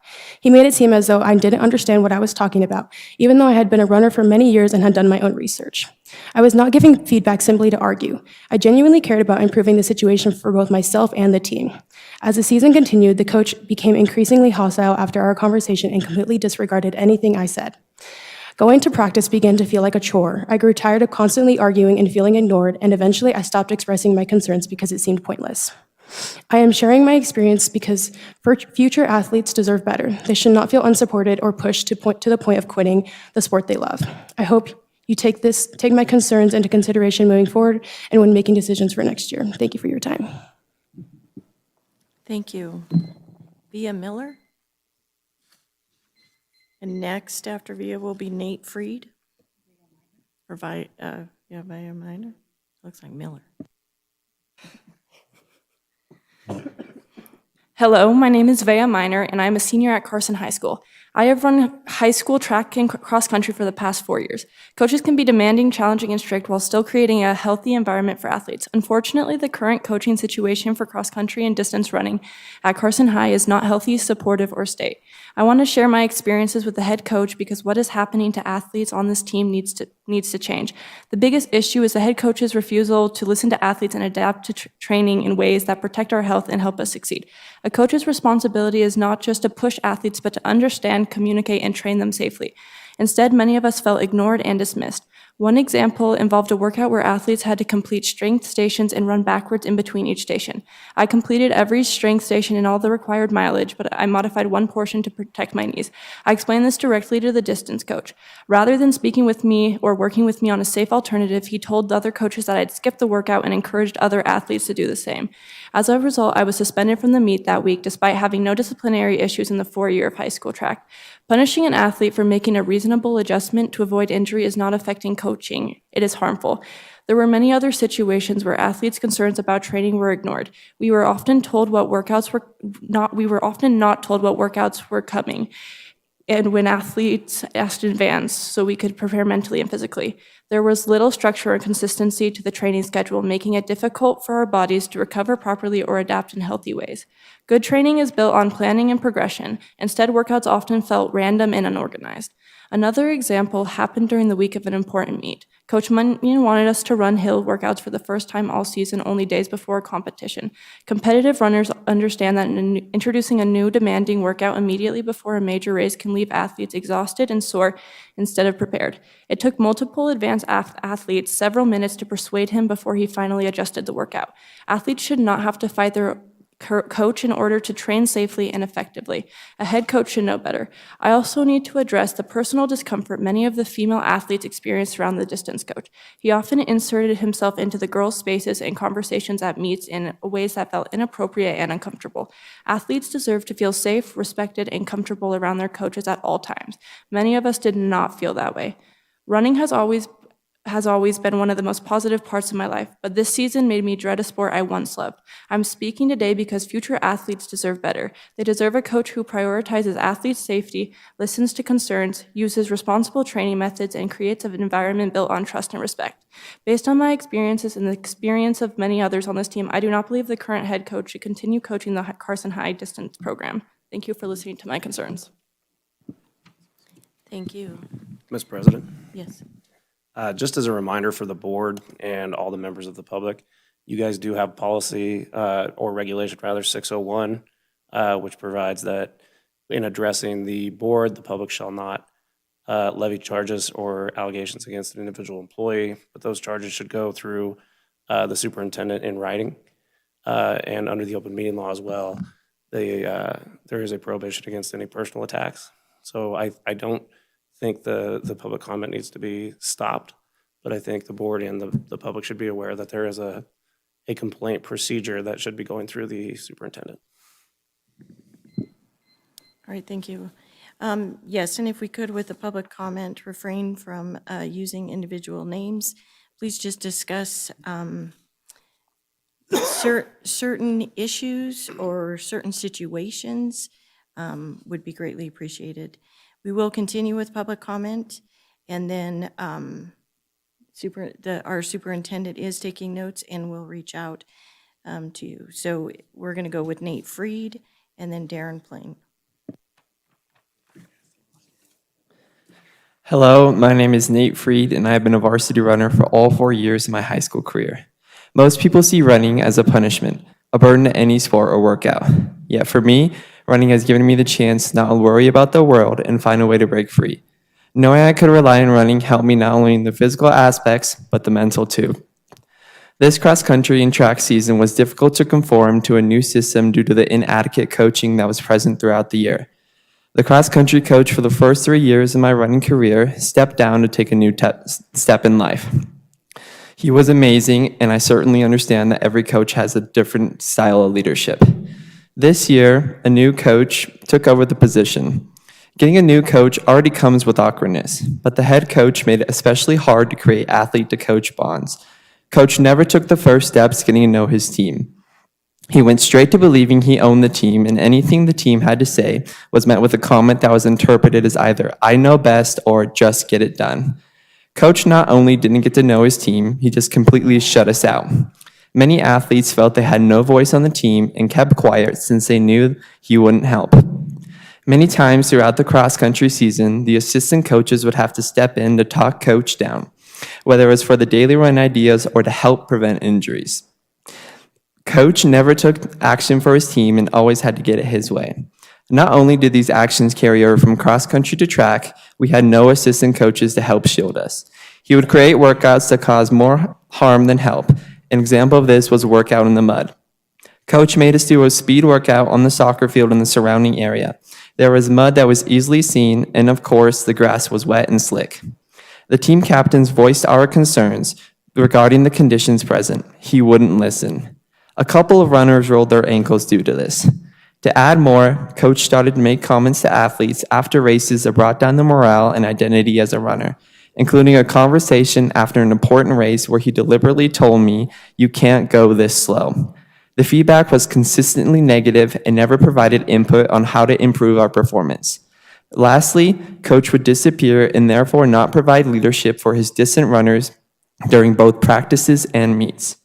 I know you don't hold the pen to change this matter, and as a senior, it's obvious the decision about the head coach next year won't affect me. But I have grown to love each and every person on the team. I couldn't let the people I love go through another season without raising my voice about the concerns seen by the team and myself throughout the last year. The returning athletes deserve a coach that will listen to their concerns and compromise when appropriate. A coach who knows how to deliver negative feedback in a way that doesn't destroy morale and provide direction on how to improve. But most importantly, see the team not as athletes, but as kids who love the sport. Thank you for your time and consideration. Thank you. Darren Plain, then Rylan Milford.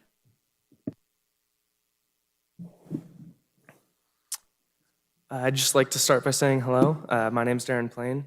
As I'm sure you can guess, I'm here for the same reason as all my fellow athletes behind me. I'd like to start by sharing a personal matter that took place at one of our meets, the Dublin Distance Fiesta in California. I'll start about halfway through the first day of the race when the head coach had to leave the meet to go to the hotel we booked because he did not book the hotel rooms for the appropriate amount of nights. By the time he had returned later in the evening, after the issue was resolved, and I was gone warming up for my next race, which was less than an hour out from starting, he had insisted that all the athletes present on our team had to go back to the hotel to check in, regardless of the fact that several athletes, such as myself, still had events to run, with some approaching rather quickly. By the time I had been brought back to the hotel with the parent volunteer present, the head coach had become completely unreachable to everyone, with calls and messages being sent without responses. When we had found him, the first heat of my event was already on the verge of starting. About 15 minutes later, we had arrived at the meet, and heat 2 of my event had started and was underway. Mind you, I was the third heat of this event. I had time only to run to our team tent, grab my racing shoes, and do only a few stretches before runners were called up to the starting line for heat 3. This left me vastly underprepared for my race, with the risk of injury increased. I feel that this left me in a state where I could have performed much better, but instead I was left at a disadvantage that could have been easily avoidable. I would like to just close my statement by thanking you all, and I'm sure more personal issues with this will come up. Thank you. Rylan Milford, and then Tegan Bowerman. Good evening. My name is Rylan Hilford, and I'm a freshman athlete on the cross country and track team. I'm here today to speak on behalf of the team for multiple significant concerns regarding the head coach. One major concern is the lack of transparency and consistency in moving athletes between junior varsity and varsity. The lack of explanation or individualized support when athletes are shifted between teams makes it challenging to know what's expected and to be ready for a competition, especially when made right before or even the day of the meet. For instance, some have been told that strong JV performances would earn them a varsity spot the next day, only to have that opportunity denied. This has happened numerous times to multiple people. Personal example I experienced happened at the Douglas Big George Invitational. The coach could take 4 athletes per event, and there was space for me, but he stated that there wasn't. I won both my races at the Douglas Little George Invitational the day before, expecting to be allowed to race the following day regardless of spots. However, when I confronted the coach about it, he stated, "No, I never said that. You must have misunderstood me." Followed by, "You've had a tough day. I don't want you racing tomorrow anyways." Only about 2 athletes ended up racing in each event at the Big George Invitational. This left spots unfilled, expectations unclear, and athletes unhappy. The coach has stated, "My only measure is the clock and the tape, but it seems to be anything but that, as he's judged us with bias, promoting athletes who are older or who he believes has more potential, regardless of times." This inconsistency leaves athletes frustrated and unsure of where they stand. These experiences reinforce the lack of consistency and support that many athletes have felt from him, that I believe a coach should be able to exhibit. Furthermore, I believe that the head coach often gives the females extra attention and offers that are not extended to the males, such as only watching us during workout, excessively critiquing us more than the guys, and offering to carry stuff or give massages. This unwarranted attention has made many girls uncomfortable and is not acceptable from a high school coach, who athletes should always feel safe around. I also feel it's important to mention a personal experience that made me uncomfortable. On the first day of cross-country practice, I mentioned I was sore, and the head coach asked if I had a massage gun at home, and I said I did not. He insisted several times that I use his. Even after I declined, he kept me after practice, went to his car, and had me use his despite my repeated refusals. This situation made me feel uneasy and crossed a personal boundary. I've heard from multiple female athletes stating that they feel uncomfortable and/or unsafe around Coach Munyon, and that is a concern that should not be taken lightly. Additionally, training plans are not sufficiently individualized, which is a key part of a coach's job, because his solution is to use AI to structure our workouts. Athletes of different backgrounds and needs receive nearly identical workouts, increasing the risk of overtraining, undertraining, leading to injury. These issues have contributed to a sense of disconnect and frustration within the team. I'd like to make it clear that if meaningful changes are not made to address these concerns, I will remove myself from the sport, as I'm not willing to run under this coach. That is not intended to be a threat, but a fact. I love these sports, but I can't go another year underneath the same unacceptable circumstances. We hope you will consider our perspective and help establish meaningful improvements in communication, feedback, and training practices. At the end of the day, athletes deserve a coach that is as invested in our growth as we are. We hope our concerns are considered with more care than our workouts have been designed with. Thank you for your time. Thank you. Tegan Bowerman?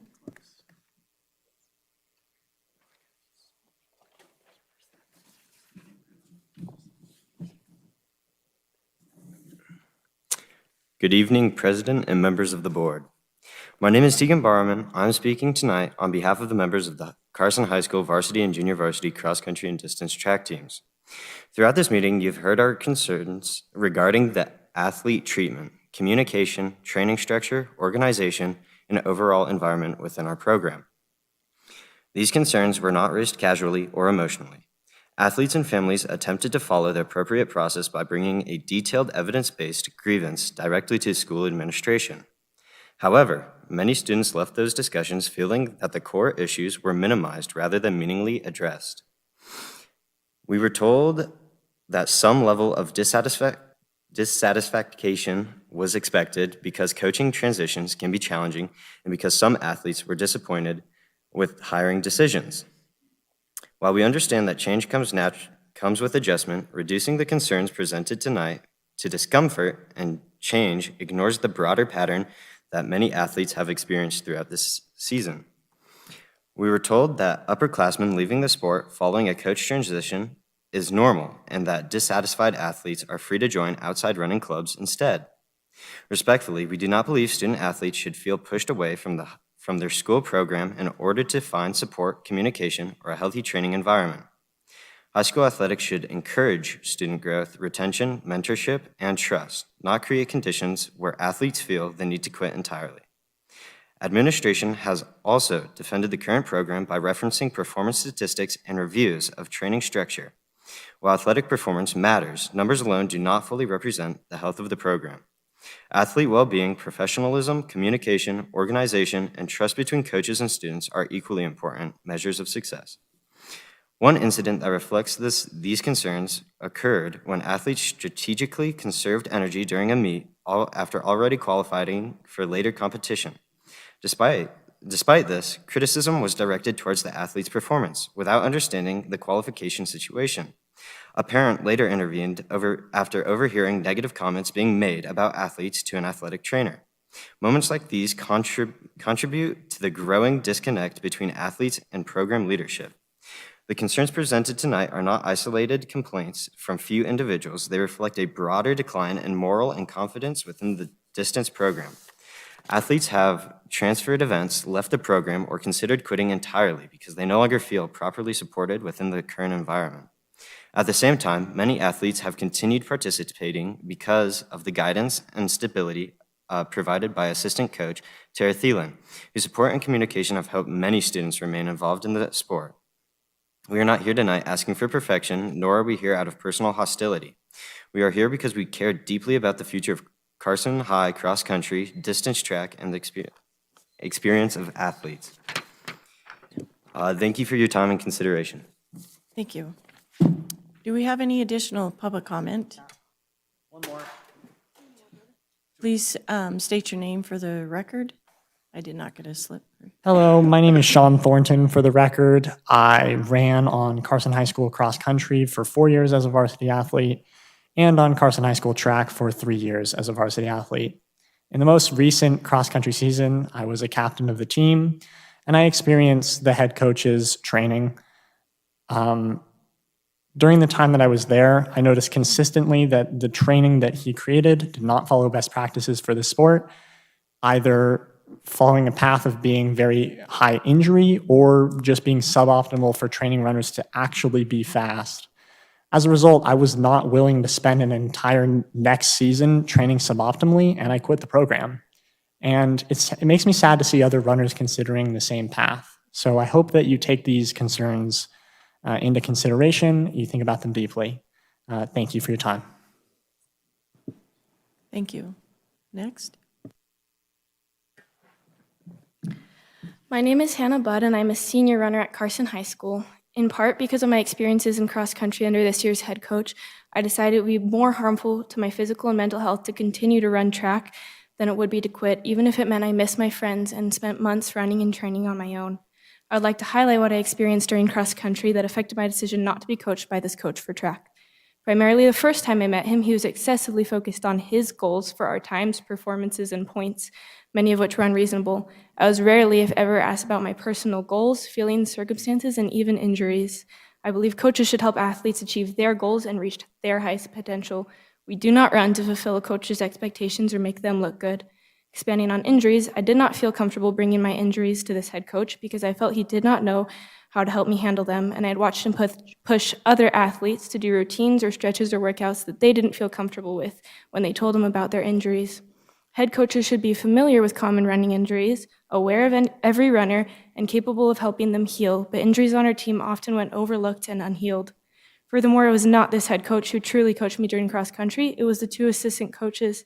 They were the ones directing the workouts, scheduling the away meets, coordinating with parents, dealing with injuries, and supporting athletes. They often served as a buffer between the head coach and the upset athletes. He was officially the head coach, but it was the other coaches who were fulfilling those roles and responsibilities. Finally, I would like to share how I saw track impact my friends from an outside perspective. I watched every day for weeks as something they loved turned into something they dreaded. I watched them struggle and yell and wonder and cry. I listened to their infuriating stories of injustice and their feelings of being afraid and trapped. I watched it grow harder for them to eat, to sleep, to run, to get up in the morning. I watched them quit with broken hearts and run without any heart left to give.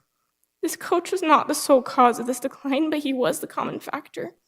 Something needs to change. We will not settle for another response like you know how kids get, or it's his first year, given time to adjust, or if you don't like it, you can quit. I've watched the physical and mental toll this toxic situation has taken on my friends who chose to stay, and I will not quit. We have lived this, we have worked, we have struggled, we have cried, we have fought, we have run anyways. It is time for us to be heard, really heard. We're asking you to stand in our shoes and tell us how many more miles you think you could run, infuriated by unfairness and exhausted by something you used to love. This will no longer affect me, but I will not stand for it affecting these athletes that I love, and those in the future who deserve a chance to love this sport too. I believe in bringing not just a problem, but a solution. One possible solution I propose is to have this coach be the high jump coach for track. This way he's still doing what he loves and coaching kids. For the head distance coach for track and cross country, I suggest hiring Tara Thielen. She has worked with these kids and she's well-adjusted, experienced in sports medicine, competent, and well-led by this team. I'm not sure what will work. I only know this current situation won't. I can see that this is a good man, but I can also see that he's not a good coach for our team. Thank you for your time. Thank you. And like we've said, we cannot see up here, out there, so I cannot see if there is additional public comment. Okay. Hello. Good evening, Superintendent and members of the school board. My name is Nick Chalmers, and I'm a parent in this district. I'm here tonight to voice urgent safety and equity concerns regarding the coaching practices within our cross-country and long-distance track programs. First, the student safety is being compromised, and the head coach has utilized dangerous training practices that risk physical injury to our student athletes, using irrational AI-generated training plans and inadequate pre-race warm-ups due to insufficient race day preparation. On several occasions, student athletes and parents had to educate the coach on meet rules. The second, the coach exhibits deeply unfair behavior that divides the team. Athletes are treated differently based on personal favoritism. Certain runners are given preferential treatment and others are publicly humiliated. And select few are outright ignored. This toxic environment damages the mental health of these kids and strips away the value of high school sports. I'm standing up for these students because some have experienced retaliation when they have tried to speak up for themselves.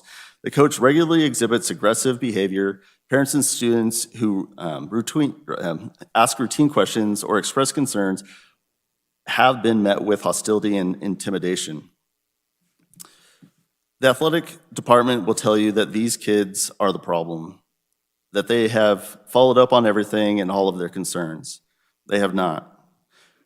They will say that they are making changes, that he has good coaching, a good coaching record at other schools, that he can do a good job if given the chance. I've been a coach for over 10 years, and I can tell you he can't.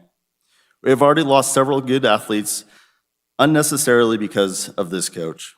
These kids deserve better. They are good kids, great athletes, and they need your help. The district has a duty to care for and protect the children from both physical harm and emotional abuse. I'm requesting that the board initiate an immediate independent investigation into the program's culture and safety compliance. Our children deserve to run an environment that builds them up, not one that puts them in danger. Thank you. Thank you. Is there additional public comment?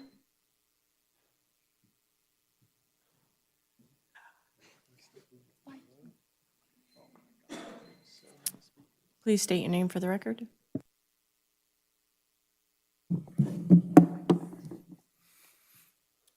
Good evening. I appreciate all of your time, all of your commitment to be here, representing the school district, representing the school, representing the students. And we have your representation in order to provide a very neutral and independent voice and approach to any concerns. As you can see, my name is John Borrowman. I am a parent of one of the runners, and I have been involved with a lot of the athletes that are on this team through many years of coaching through different sports, and to see these athletes grow up to be incredible human beings. And the fact that they're here trying to represent their concerns in a very fair and objective way, I appreciate it. Most of their comments are coming from personal experience. I know that my son has also tried to escalate some of his concerns, and it's interesting whenever he engages in the conversation, it always starts with the administration being very defensive. Specifically, the administration starting with, well, you realize this coach came into a very hostile environment.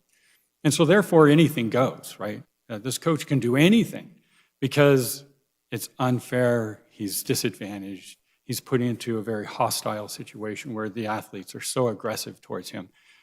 All right, let's set that aside. When this coach failed to make a 2-night hotel reservation at Dublin, was that because the students were being hostile? When the coach pulled athletes off the field, preventing them from warming up for their race, was that because the students were hostile? When other athletes, including my son, was first in their event on the JV day and eligible to run on the varsity day, but the coach was not aware that he even got first place or that he was even eligible to run the next day, was that because the students were hostile?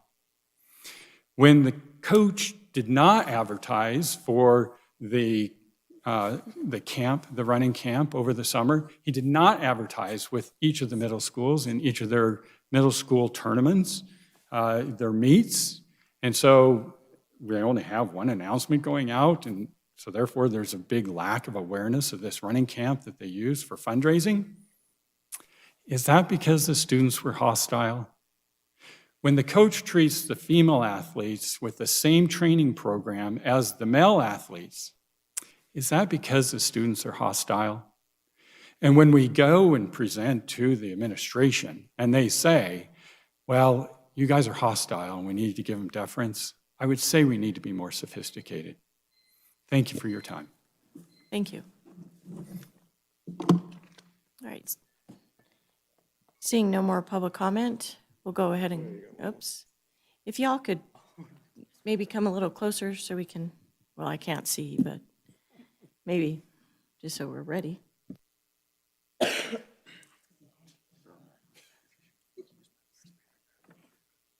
Hi, Cassandra Davis for the record. I'm a parent of one of the athletes that's on the cross country and the track team. Cross country and track have been wildly different watching the sports unfold. Cross country had gone without a hitch, mainly because I thought that Coach Thielen and Coach Hager were running it.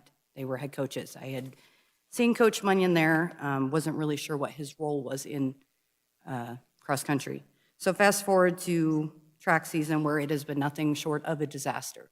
I have spent the entire season not knowing what my child was running, as she was pulled from events last minute, added to other events last minute with no explanation. She has been discouraged and compared to her other peers on her team, telling her how that she would be lucky maybe her senior year to be as good as another athlete. That despite that she has continued to make improvements in PR race after race after race, it was never good enough. When her athletes wanted to join and do relay races, the coach would then say in front of her with the other two, maybe you should pick somebody else if you want to win. Coaches are supposed to build up our students and our athletes. They're supposed to provide safe trainings for them, to hear them, to look out for them. The coach that you have running is completely short of that. I don't know if you guys remember, but in November 17th, we were here at a board meeting with the varsity girls cross country team, recognizing them for their performance over the season. During this meeting, which is recorded and can be found on the website, 30 minutes in, the head coach spoke and praised Coach Hager and Coach Thielen, stating that it was truly an effort that got the team to the state and placed second. He commended both coaches, saying that this could not have been done without them. And I think that's probably the most accurate statement he has made. And it holds a lot of weight. I can clearly see that Coach Hager and Coach Thielen carried the other coach through the cross-country season. Both coaches have extensive knowledge in youth and adolescent athletic development, experience in designing individual workouts, and have a further understanding of progressive training principles, all of which the current head coach lacks. Without their support, it is clear that he does not have the experience or the knowledge needed to be head coach. With the upcoming cross-country season approaching, I truly hope the district will open its eyes and do what's best for your athletes. Just because they're students doesn't mean they should be dismissed. If something does not change, then I will be forcing to pull my daughter from the program and find alternative programs where she can be supported with a coach that has proper training and that understands what these kids need. Thank you for your time. Thank you. Right. Seeing no additional public comment, we'll go ahead and close agenda item number 8. Or before we do that, I will ask our superintendent if he could please contact Carson High School to look into this matter. Absolutely. Thank you. All right, closing agenda item number 8. Moving on to agenda item number 9. This is the presentation of the board preparation timeline and introduction of the topics for the public hearing on the budget for fiscal year 2026-2027, including brief discussion. This is discussion only, and this is presented by Mr. Spencer Winward. Thank you. Thank you, Madam President, members of the board. Really quickly, the presentation I've got up there will be for the next 3 board items. So this one, just a quick overview of the budget preparation timeline and what tonight's role is in that, which is item number 9. And then after that, we'll go to revised capital plan discussion and the budget presentation. So let's see if I'm in range with the clicker here. Does anyone have a bionic finger they could use wrapped in metal? It appears like it is. Oh, no. I thought red was on, apparently, when I turned it. I think we're good now. Yep, we're good. All righty, so here's just a quick overview of again, where we're at in this budget cycle. Again, more so this year than others, there's been budget planning ongoing since the get-go. All through the year, we've been looking forward, looking ahead to budget planning, making sure that we have as much data, the most accurate data as possible. And we receive projections from taxation in middle of February. And then after that, as you recall, our meeting in early April, we went over the tentative budget, which is the first iteration of the budget we'll be reviewing later tonight. And that was provided taxation by the NRS deadline of April 15th. And then from that time to now, we just kind of fine tune and tweak the budget. If we get any updated information, we include that in there. And we've made those changes. Per statute, we have advertised this public hearing tonight and in publication on the 16th and 20th of May. And that brings us to this evening where we are in the midst of this budget hearing. All righty. And then after this, what we discussed and approved tonight will be presented to taxation by June 8th. And then not really applicable this year, but in a legislative year, if there are changes, we can open up the budget for 30 days after the session. Again, not applicable this year, but just a reminder that that happens every other year on a legislative year. And then as we continue, by December 31st, we can amend our budget based off of updates to data we have then. We know what our enrollments are. We know exactly a little bit more to what our salary and benefit costs are and can make adjustments as needed prior to December 31st. Items that may be of interest for this and future budget cycles is our gradual decrease in enrollment continues to affect our funding. For the PCFP funding, it's largely a factor of the amount per pupil that the state determines and the number of pupils that we have. Currently, state economic outlook is flat, which would mean that we would not really anticipate future increases to funding. That coupled with decrease in enrollment means that in future budget cycles, we'll likely be dealing with less revenue. All right. Other things that are of interest for this budget is our capital projects for FY27. We're doing a lot of preparation right now for the summer construction season that's about to start in a couple of weeks. And that's always difficult where that spans the end of one fiscal year and the beginning of the other and affects our budgeting somewhat because we kind of have to balance that budget authority where we need to and where we kind of think the actual costs will end up and plan for some of those costs to be in both fiscal years for those major projects. And then CIP revisions are also of interest to this. We'll discuss those in the next budget item or board item. And then again, once that's all those projects are kind of done and towards the end of the summer, we get a good idea of where they've ended, if there's anything that was found once the projects were underway, and can update our CIP in conjunction with the December budget. And that's what I've got for item number 9. Any questions regarding this? I will let the board, I do have a few, but I'll go ahead and start with Trustee Ramirez. Do you have any questions on agenda item number 9? No. Trustee Frenner, okay. You know, I've said it before and I'll say it again. Is there any way we can get the budget moved up a meeting beforehand? So I know next year it may not be a problem because our second meeting in May does not fall right after Memorial Day weekend. But, you know, last year it did and this year it did. And I just feel as though getting our final budget, you know, the questions that I sent you, I had a hard time pressing send just because I know that it was a holiday yesterday and it just doesn't give us much time to take a look at it, you know, to compare if there was any differences between the tentative budget and the final budget, and then to be able to ask you the questions regarding the capital improvement agenda item and the final budget. You know, in all honesty, I felt really bad sending you those emails last night because I felt you had one day, you know, to look those up and answer them. And then yet I don't have time to read your responses, you know, later on that day because it's the day of the meeting as well.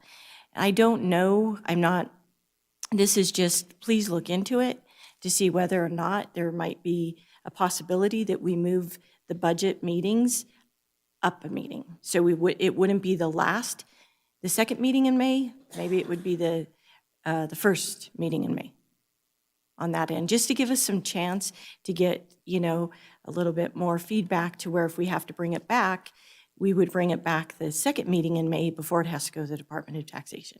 Just a thought. And that is something to consider. We also, this time of year, things are kind of happening fast. And, information that we had 2 weeks ago wasn't the most up to date. So we do like it, the second meeting of May, just for that reason. We know a little bit more if there's been going to be additional resignations or anything that's going to affect our salary and benefit costs. And again, largely this has not changed a lot from the budget that we see in April, particularly on a non-legislative year. The known knowns are greater in a non-legislative year. But that's something we can look at in the future on if it's, if our meeting falls right after a holiday, if it would make sense to advance that, given that and other factors. Is there a grace period? When you submit the final budget to the Department of Taxation, is there a grace period before you can ask for an amendment or an augmentation? I'm not sure I'm following your question about. What my question is say that if we submit the final budget, and because if it is a legislative session, we look at it and you say that we have 30 days after that. But after that, is there if we submit it the 8th of June, and then we re-look at it and go, nope, that's not what we liked. Is there 15 days before you can ask for an amendment, or is there no? I don't believe so. I think I don't know. I've never had that one come up before. Actually, we could ask. It's generally it's not until December that we do that amended budget, because that's where we're updating fund balance numbers and all of those sorts of things. I don't know that we've ever done an augmentation to the budget between May and December. We've done them after December, leading in toward the end of the school year, but not at that time. But we could look into it.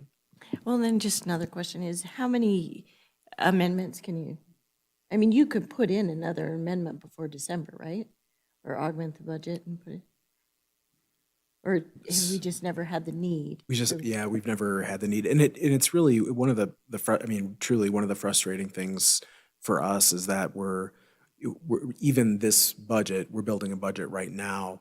But until we get into next year, there's some realities that we just don't know. And so I think, it really isn't maybe until October, November, when we really have a feel for what enrollment looks like. We now know our final kind of staffing for the year, that timing kind of lends itself to really doing that first update in December when we do the amended budget. All right, thank you. Yeah. Is there any? Sorry, one other thing as I recall, I'm trying to remember the exact deadlines. I think that the first meeting in May might be too soon based off the statutorily guidelines of where we have to have that public hearing. It's got to be, I think, after the second Monday or third Monday in May. So the first meeting actually might be too early. I can review the statutes and get back to you. Okay, thank you. Anyone else? All right, thank you very much. Do you have anything else to add? Not for budget, or for board meeting number 9. All right, we'll go ahead and close agenda item number 9, move on to agenda item number 10, discussion of possible action to approve the revised capital improvement plan for the Carson City School District for fiscal years 2027 to 2031. Wow. This is for possible action, and this is brought to us by Spencer Windward, AJ Fueling, and Mark Johnson. All right, thank you, Madam President. As noted, I have Mr. Johnson here with me to answer all the difficult questions as needed. Again, the capital improvement plan is, this is the plan that guides the spending of our capital projects funds, both our bond funds, Fund 400, and our capital projects, which is Fund 360. Those are the two funds that are used to maintain our facilities. Inputs that go into this is the Facilities Master Planning Committee, which also by name is the Bond Oversight Committee, depending on where we're at in our bonding cycle. Right now, we call that the Bond Oversight Committee.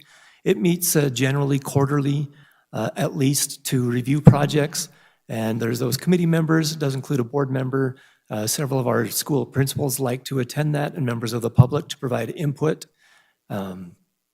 And that's a great way for us to discuss and look at facilities and get input from lots of different stakeholders that goes into this.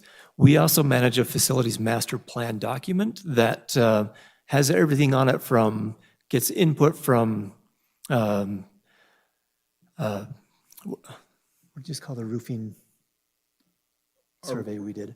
From various surveys that we have done to assess the Pavement assessments, roofing assessments, HVAC assessments, where we redo over the 5 years, 10 years on the assessment of those mechanical equipment and our asphalt and roofs. Yeah, so those assessments where we get professional opinions on, hey, what would it take to get another 5 years out of a certain parking lot or roof, or this is going to have to be replaced sooner or later.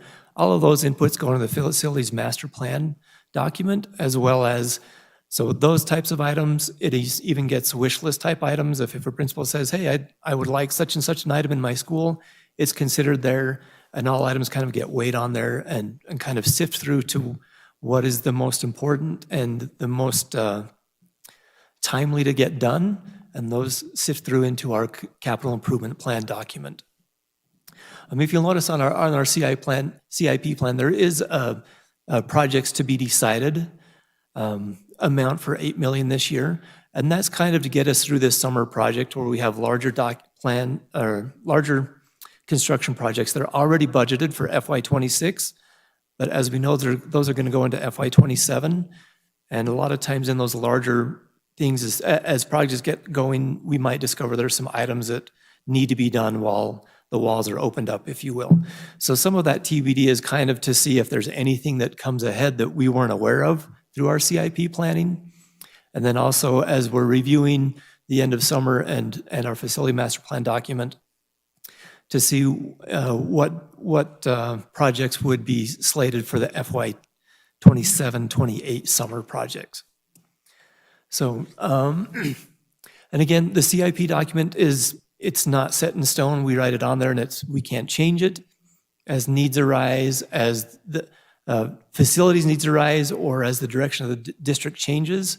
This can be amended based off of projects that may take precedence over others, just due to the severity of something may have happened, or something we've discovered that the lifespan of a certain project isn't going to last as long as we thought it would.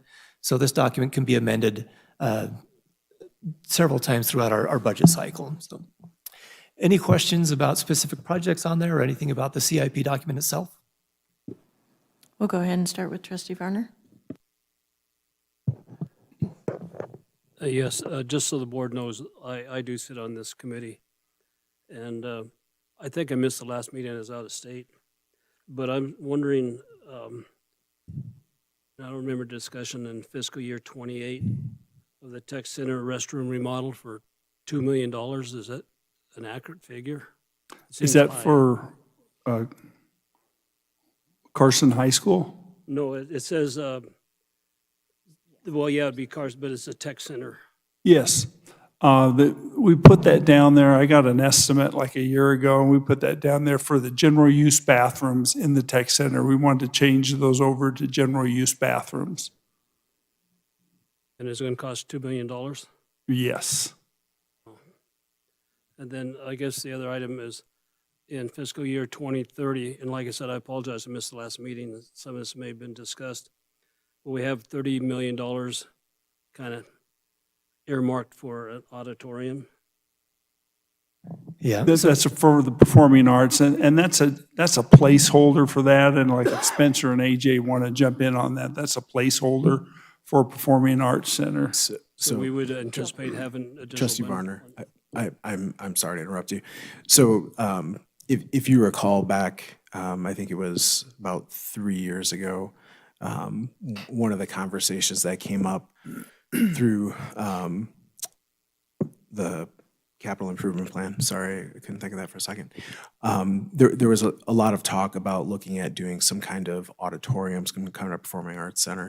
And I'm saying this too because some of the board members weren't around at that time. And one of the desires of the board was to start looking into what that might look like so we could start getting some costs. I would say that Carson High School is probably the largest high school in the country that doesn't have an auditorium. And so this is something that we had really started looking into then about 2 years ago, starting a committee. And we've actually now gotten to a point with the help of some architects to figure out what the costs might really be.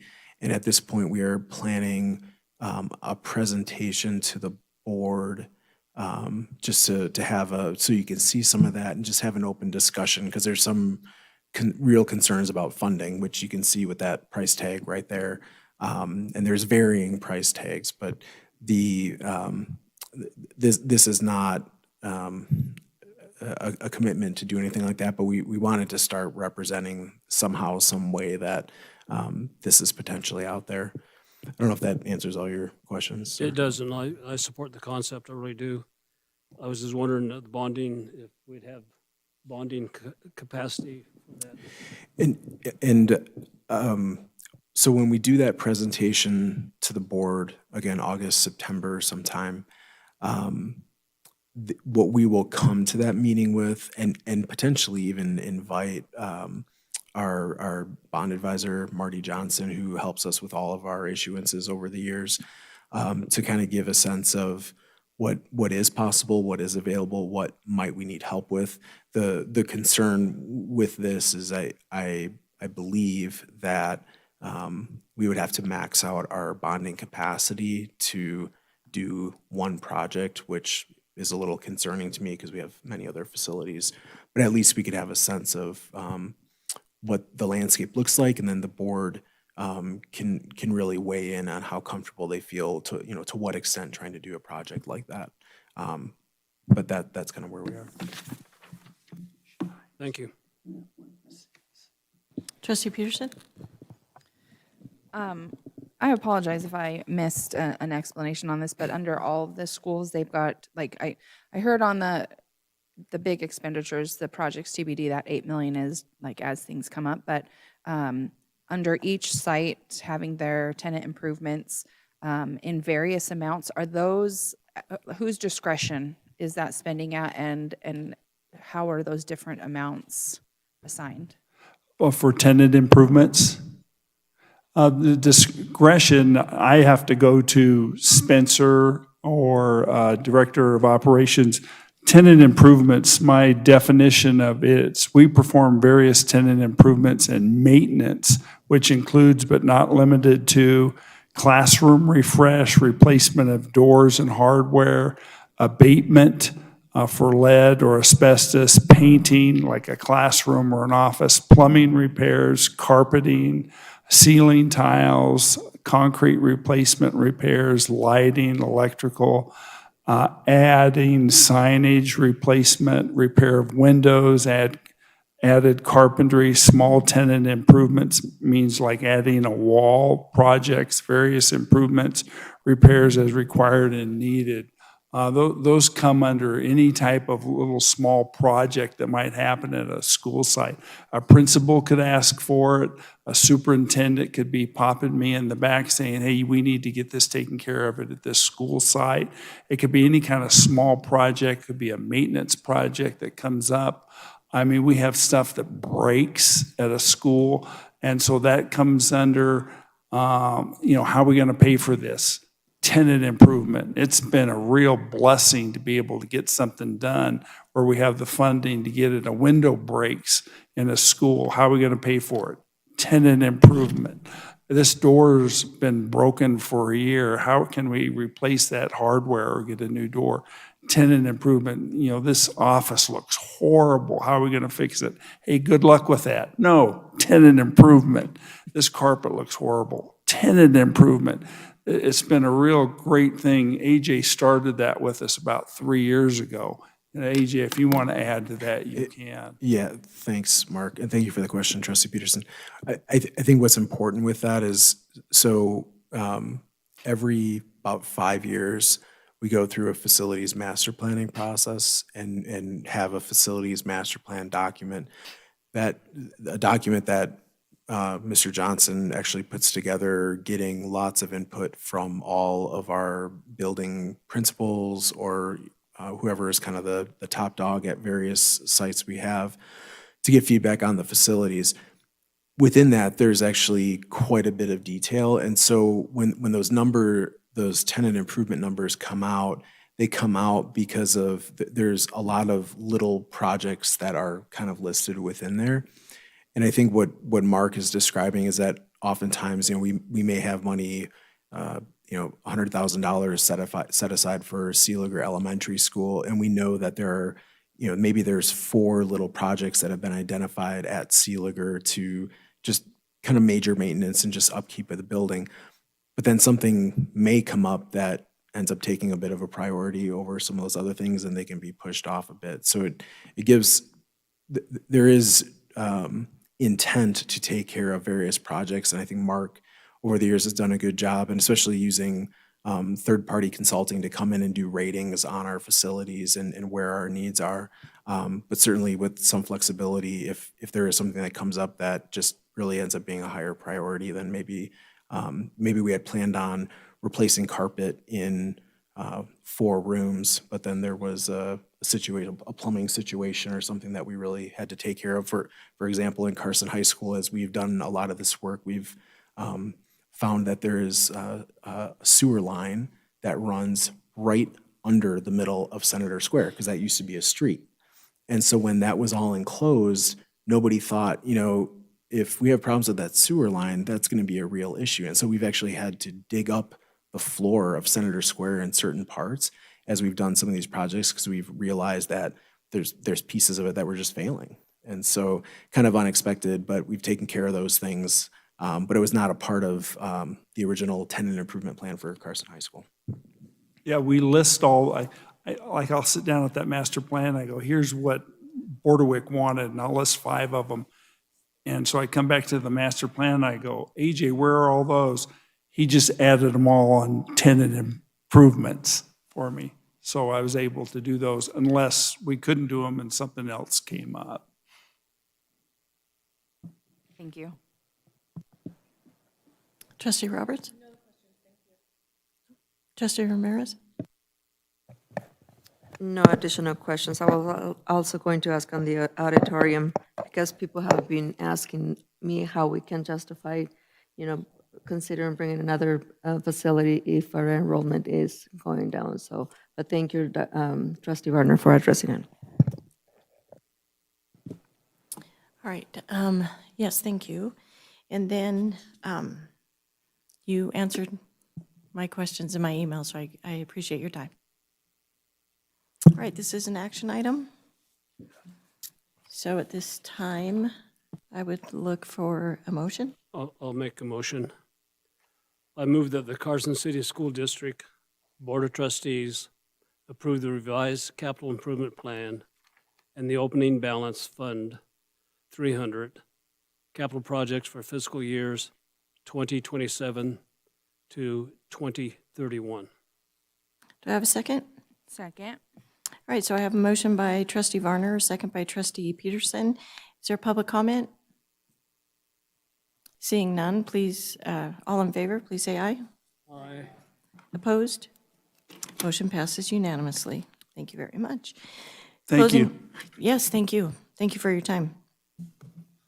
Closing agenda item number 10, moving on to agenda item number 11. This is discussion and possible action on the final budget, including adjustments to the tentative budget for the Carson City School District for fiscal year 2026, 2027, including adoption of the resolution approving the final budget and transmittal letter. This is for possible action, and this is also presented by Spencer Winward. Thank you, Madam President, members of the board. To start off with, we just have a graph here that shows our expenditures by fund to just kind of give you an idea of the size of each fund and its relation into what we do. As you can see, the general fund, I think my eyes are betraying me, but I believe that says 61% of all our spending is the general fund. And that's why we spend the bulk of what we talk about is the general fund, because it is by far the largest. It's where the board has the most exertion over, and a lot of our other funds very much so mimic what the general fund does as well. Others of note, the bond fund you can see is 7%. That one fluctuates a lot from year to year depending on the size of our major projects we have going on. For example, I believe last year this time that was 11%. We had a little bit larger summertime projects budgeted in. Debt service is 8% or 6%. I apologize, my eyes are not what they used to be. Spencer Winward, would you like a copy of the presentation? Sure, if you'd Would be that so help you? kind.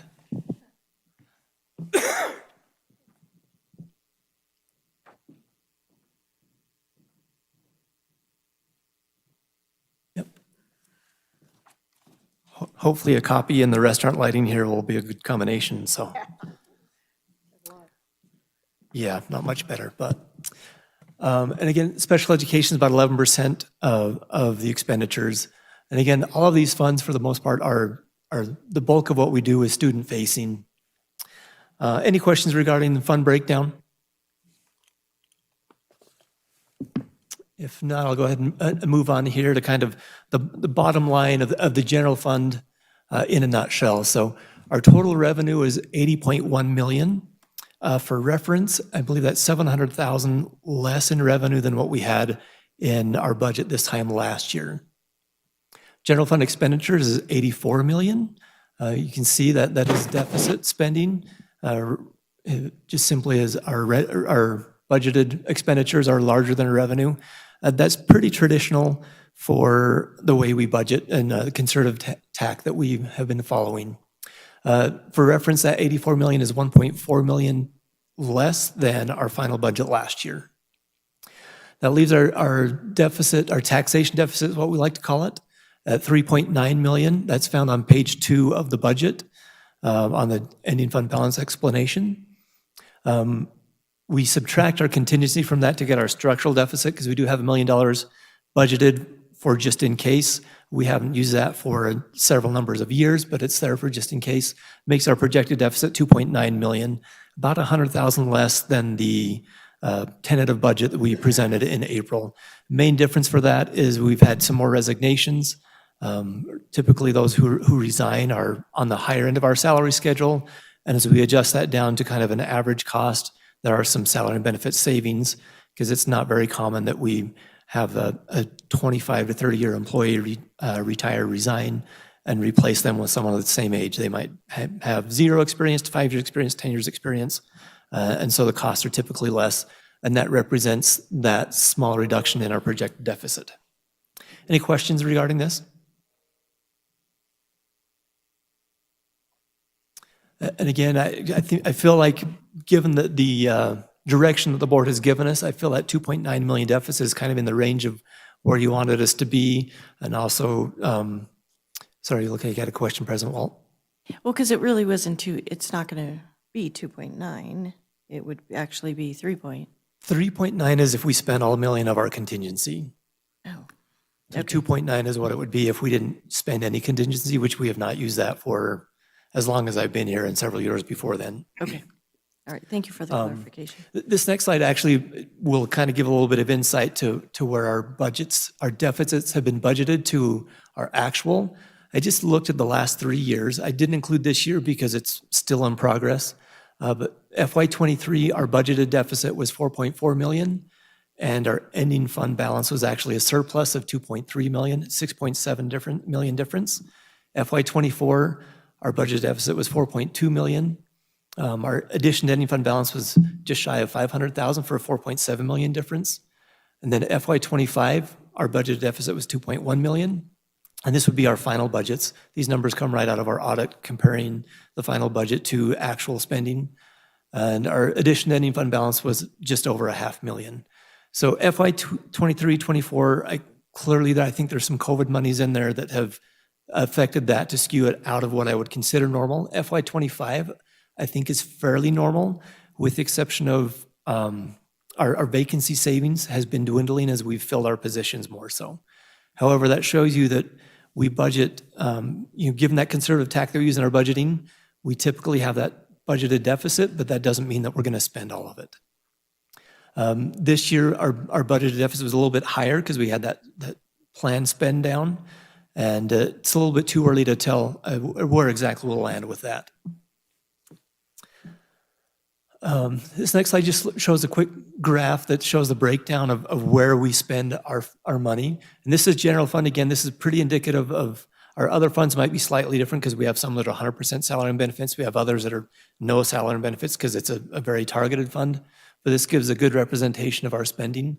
And all told, salary and benefits is 88% of our spending. That's 1% higher than last year. Last year, we were 87%. Again, our people are our best asset, our best investment. And this shows we continue to take care of them. Also shows that we're not skewing, we're not trying to shift costs to contractors or to supplies or spending money in ways that are abnormal, where that salary and benefits has actually gone up a little bit as a percentage of our expenditures. Looking at the funds from the tentative budget to now, all funds, we say that typically the general fund and the special education fund have had some slight updates to the salary and benefit and costs based off of our enrollments. General fund, again, we had that slight change in our deficit, reduction of our deficit by about 100,000. Again, that's directly from salary and benefit reduction in cost due to resignations. No changes in our transfers from our general fund to our other funds. This shows our general fund expenditures by program. So if you can see, regular and support services make up the bulk of that spending. Co-curricular, extracurricular is about 1%. That's a really kind of a small percent overall. However, sometimes we get some higher community focus on those types of items. Alternative ed is about 3%, and that also includes English as a second language education. Vocational tech and technical is about 4%. And again, one of the larger items here is the fund transfers of general fund to cover special education costs. And that looks kind of large. Keep in mind that the state does give us some general fund money that is intended to be spent on special education. That's approximately 6.7 million. We do end up transferring more than that. Other funds are funds 206, 207, 208, which is our PCFP funds, pupil-centered funding plan. And that's our English learning, gifted and talented education, and at risk. Those budgets are unchanged from the tentative budget. And our funding for this year is the exact same as it was last year. Funding for that is typically calculated off an October 1st data. So October 1st of this year is what will set our funding for next year, is how that's calculated by the state. Adult education funds, which is our adult education, prison education, no changes to that, and every dollar we have available has been budgeted, which is typical. Our state grant funds, these are managed through ePage, and they're self-augmenting, so they change through the year based off of new data that we get. If there's new funding that's made available to us, we're able to augment those budgets without doing a full budget augmentation like we would in December. And so as we get more data on those will change and are managed through ePage through the state. And no change in this budget from the tentative budget for our state grants. Special education funds, nominal changes to our benefits and salaries.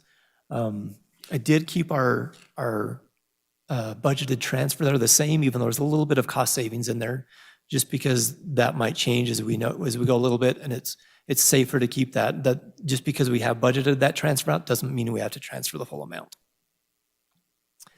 Our local grants 270, no changes. That one also can be self-augmented if there are unforeseen revenue sources that come throughout the year. And our federal grants 280 are unchanged from our tentative to our final budget. These are also managed through ePage and can change as we get more data. A lot of what we have now is based off of the best information we have. And as summer rolls through in the beginning of next year, we have more data available to us for those. Our nutrition fund, there's no changes to our budget from our tentative to our final budget.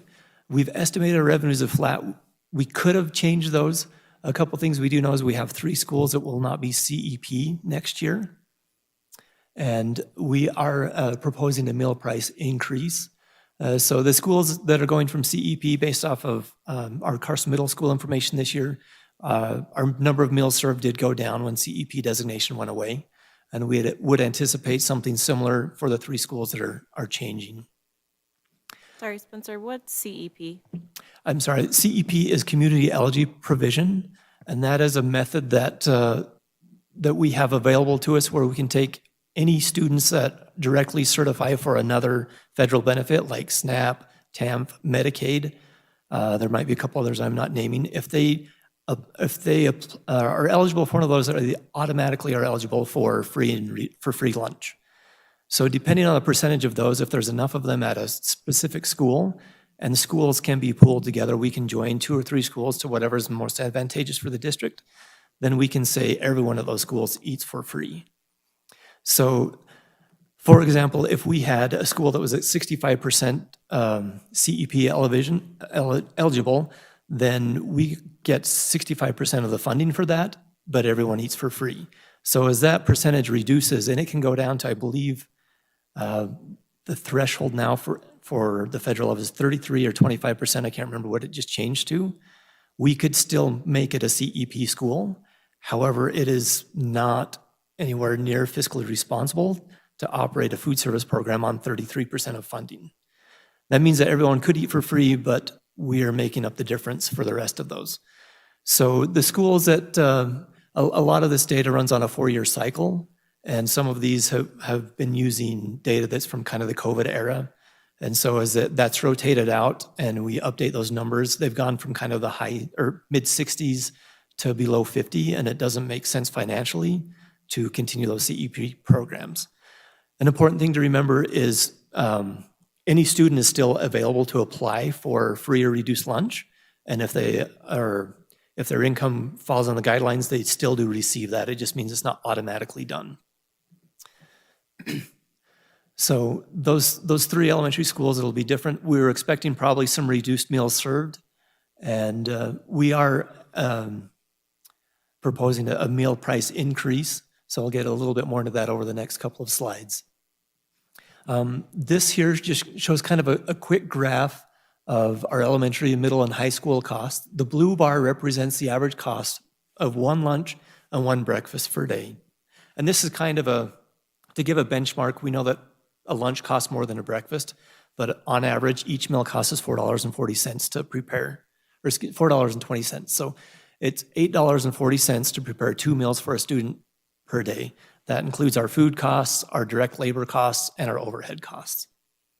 The red bar equals the amount of reimbursement we get from federal sources for a free meal. So you can see that's just over $7.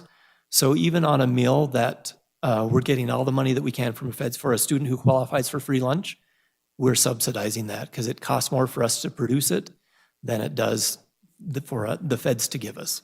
And that there could be a lot of theories behind that. We're doing the best we can to reduce our costs. Our food costs are phenomenal. As far as food waste is pretty minimal. Our per plate costs is managed very well by Chartwell's, our food services partner. They get a lot of bulk pricing wouldn't be available to us otherwise. It keeps that food cost down. But despite all of that, it still costs about $4.20 to prepare a meal, including food, labor, the paper plate it's served on, everything. So you'll notice that blue bar is the same for elementary, middle, and high school. And the red bar is the same for elementary, middle, and high. The green bar, this is the amount that we would get for a full pay student if they were to pay our current rate of a breakfast and a lunch. And as you can see, our elementary cost is slightly lower, and our middle school is slightly lower, and our high school, which has the highest prices, brings in the most money, but that's also where we serve the least meals. So just looking at that really quickly at the difference from the green bar to the blue bar, that's why we are proposing increasing prices to bring that a little bit more into balance. Per mandate, we do have to increase our lunch prices by 10 cents because of where our numbers fall. The Department of Agriculture would require us to do at least that much. We're proposing a slightly higher increase because as we look at the difference of what we're bringing in per meal on a full pay meal versus the federal reimbursements, we're just trying to equalize that a little bit without also making it too, we want to keep in mind the cost of families as well. So if you look at this, here's some prices of local Northern Nevada school districts. What I have in the Carson column is our proposed amount. This is what we would be changing to. I also provided each of you a handout that shows our current prices, and the gray squares on the right, the upper one shows our current prices. The lower one is the proposed prices. The proposed prices match this. As you see, we aren't changing breakfast at all. We're keeping that the same, and we're proposing to a 50-cent increase for lunches for elementary and middle, and a 25-cent increase for lunch at the high school level. If you look at what our proposed prices are compared to current year prices for Churchill, Douglas, Elko, and Washoe, we're very much in line with what they are, especially if you look at the districts that are very similar to us in size. I didn't include any data from counties that are able to be 100% CEP designated, like Lyon. None of their schools, they all have free lunch, so they don't really have a per meal price to compare with. And there's a handful of districts that are able to do that in the states. That's largely based off the demographics of their populations that are different than ours. I do know, I don't have data on what the proposed prices. A couple of the districts said they are weighing increasing their prices. Washoe said they were thinking a 10 to 15 cent raise, but they didn't have anything set in stone at the time I was able to get this data. So comparing this in particular with Elko, which is very similar to us in both demographics and student population size, our lunches are right in line and slightly lower than what Elko has. Any questions up to this point? I do. Within the final budget, is the proposed price increase for lunch built into what we're going to be voting on? It is. Keep in mind, our revenue for the tentative budget is the same as this because we anticipate a slight increase in revenue, but we also know that we have some schools that will be losing that CP designation, and we're anticipating a loss in revenue from that. So we've kept it flat based off of kind of those two balancing each other out. As we get a couple months in the school year, we'll have a better idea of how those are trending on if our revenue's high, estimated high or low, and would be making adjustments in our December budget for that. So the answer to that is yes, but no, because we didn't actually change our revenue based off that, because we kind of have two mitigating factors that wash each other out.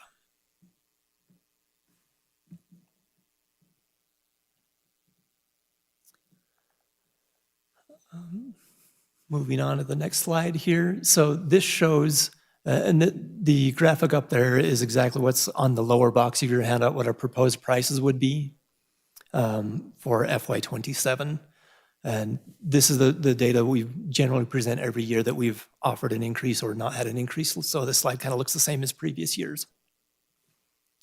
And again, we could raise all meals. We're kind of keeping breakfast the same, but bring in our lunches, which again, all our data is kind of assuming each meal is $4.20 each to generate, but we know lunch typically costs a little bit more. That's why we are focusing our increases on lunch prices. So really quick too, just for the public is knowledge as well, we don't look at generating revenue from the nutrition fund. Right now, we just kind of look at, we hope to ever break even, correct? I would do backflips and cartwheels if we broke even. Thank you. Because the more that you speak, you say revenue, revenue, revenue. I think it could be a perception that, oh, we're making money. You know, by increasing this, we're going to be making money. And now it's going to be a revenue generating fund, which that isn't the case at all. Because like you said, you would be doing cartwheels if we ever broke even. Yeah. And a way to think of that is you know, we have to transfer money from the general fund in this next budgeted year to cover that. That's money that can also be used in the classroom. You know, both are good things, right? Making sure our kids have proper nutrition and making sure that we keep our classroom as funded as best as possible. So why we're raising this is to hopefully minimize the amount of money that we have to transfer from the general fund. It's, you know, in no way, shape, or form do I anticipate this would get us to a break-even point. We're just trying to reduce that transfer amount, which for this budget, that transfer from general fund to nutrition is estimated at $600,000. Thank you for the clarification. All right. Other funds in the budget, kind of moving on. We talked a lot about Fund 290. You know, that's the past couple of years we haven't had to have that transfer, and that's why there's a little bit more information this year. Our capital project funds and bond funds, Fund 300 and 360, we've kind of talked about at pretty good length with the CIP, and our budget matches the amounts on our CIP that we discussed in the last budgeted item, or last board meeting item, excuse me. And our debt service fund, which is you know, essentially the money to pay the mortgage, if you will, that's property taxes that are collected to cover our debt servicing costs. It's in very good condition, and there's no changes from our tentative to our final budget for that fund. Any questions up to that point about any of the funds that we've discussed?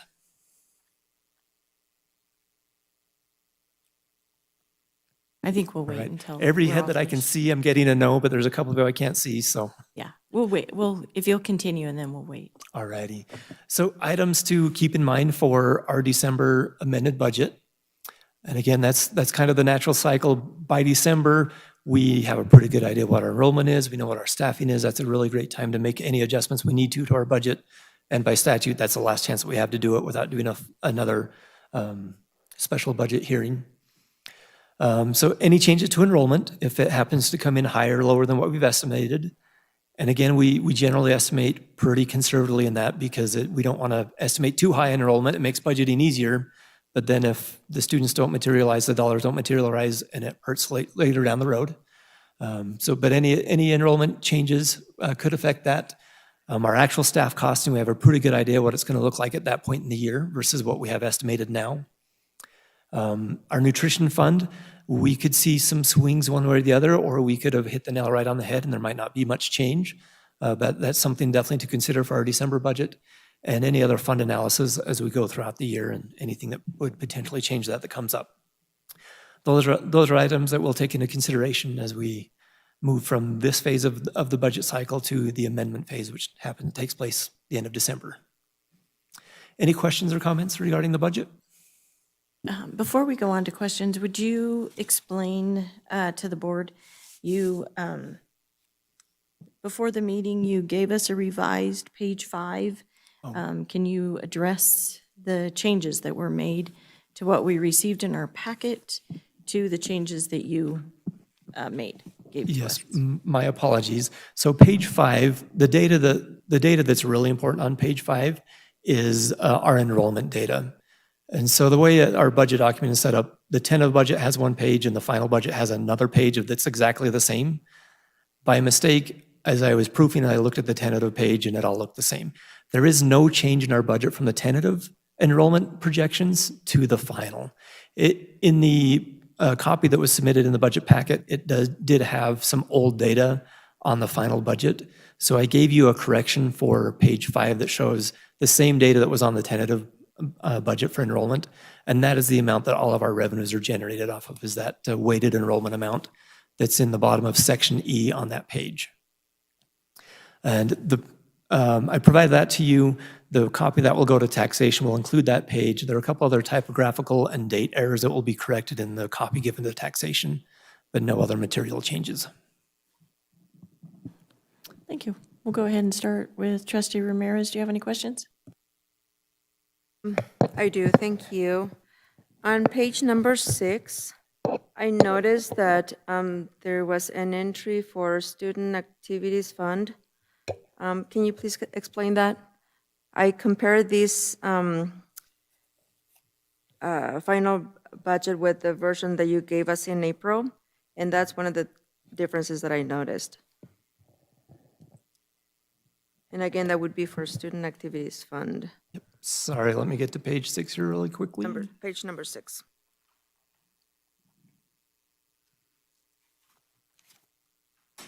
So there was, in the April budget, there was a calculation error that was pulling the beginning fund balance into that. Technically, our current year in this current, the FY26 budget, we have budgeted to spend all of our student fund amounts, taking the ending fund balance of that down to 0.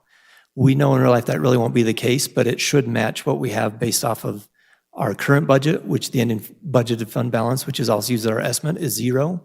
So that amount was removed out of the final budget. In the tentative, it did include an estimated amount for that.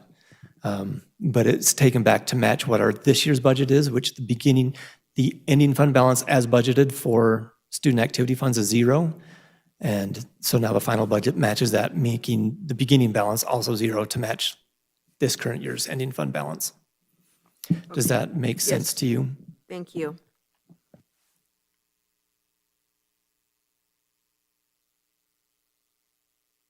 Trustee Varner? I don't really have a question. What I wanted to say is that I appreciate your efforts and Superintendent Fueling's effort in bringing the budget into line with what was requested by the board. I know it was not an easy process. I know it was very difficult, and a lot of people were affected by the reductions that had to be made. So I think the process has been as transparent as we could make it for the public. We've had a lot of meetings about the budget, and a lot of questions have been raised, and you guys are always able to answer them either before the board meeting or during the board meeting. So I just kind of wanted to thank you guys again. It's not perfect, but it's the best we could do, I think, at this time. So thank you. Thank you. If I may mention one thing, I totally forgot to start out with this. One difference from the tentative to the final budget is taxation requested that we remove funds that have no activity in them. So meaning we had no balance in 2 fiscal years ago, in this fiscal year, or in next fiscal year. So I did remove the New Nevada Plan Fund, the Class Size Reduction Fund, the Teacher School Supply Reimbursement Fund, and the Alternative Compensation Fund. Those had no activity in them, so they are not presented in the final budget. Those still do remain viable funds, and should we have a budgeting need, they are still in existence and they could show up back on our budget if there were any budgeted activity in there. We don't anticipate that in the near future. But so if you notice your page numbers, for example, the CIP used to be pages 60 to 61, now it's pages 51 and 52, because those $0 and activity funds have been omitted per taxation's request. All right.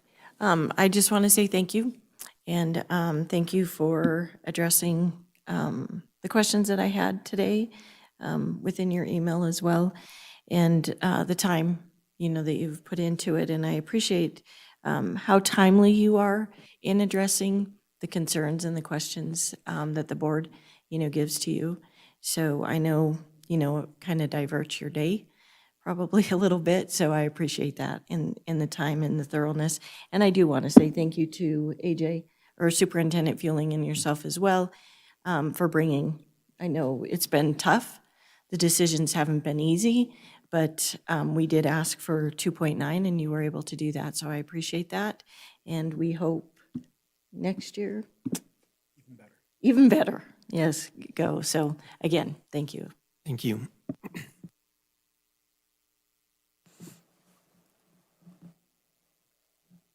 All right, seeing no additional questions, I'll go ahead and, this is an action item, so I'll go ahead and take a motion to approve the budget.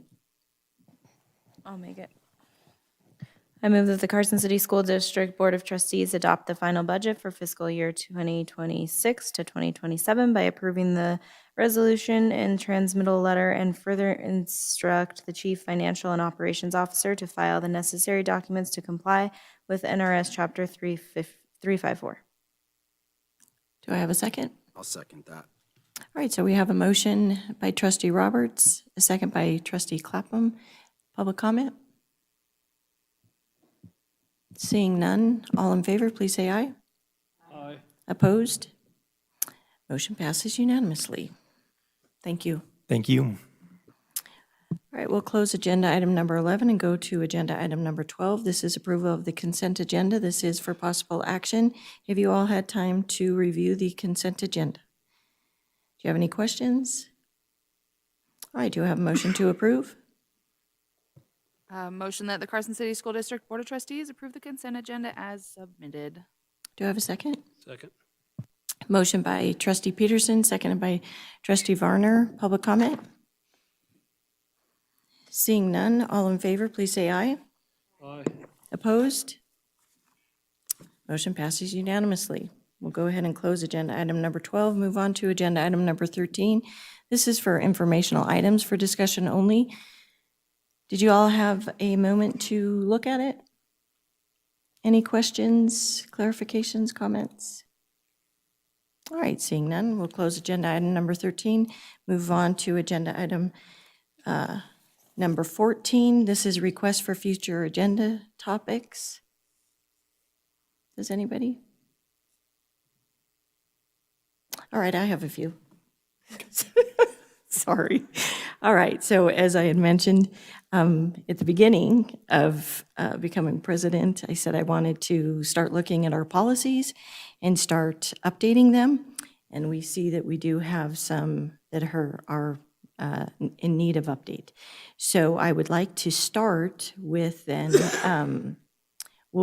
if we could, start with policy section number 1011, which are objectives. And so I asked our superintendent, how would we go about doing that?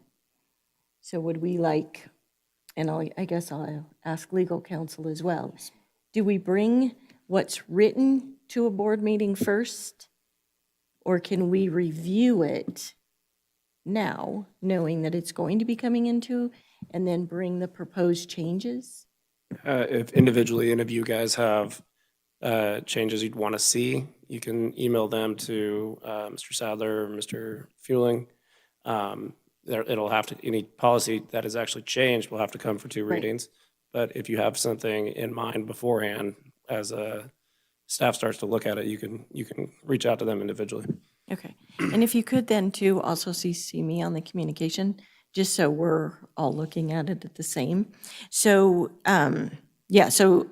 policy section number 0100, I believe there's 6 different policies within there, and it's on the objectives. The last time I think some of them have been looked at was 2005. So we'll be looking at that if you'll do some, and then we can discuss those and bring those changes. Okay, the other one I had is if we could possibly get an update on the land acquisition that we acquired. Oh, yeah. Yeah, I don't know that we all knew that. Okay. Number 0100, and it's on the objectives. Yeah, so we have already done the bylaws, and so we're moving on to the next one on the objectives. Okay? All right. Anything else? Okay, but before we adjourn, I just have to announce, Go Knights Go. They swept it in 4. They won tonight 2-1. So they are on to the Stanley Cup. Not sure that's in our jurisdiction. Sorry. And at this point, we will go ahead and adjourn. Thank you all.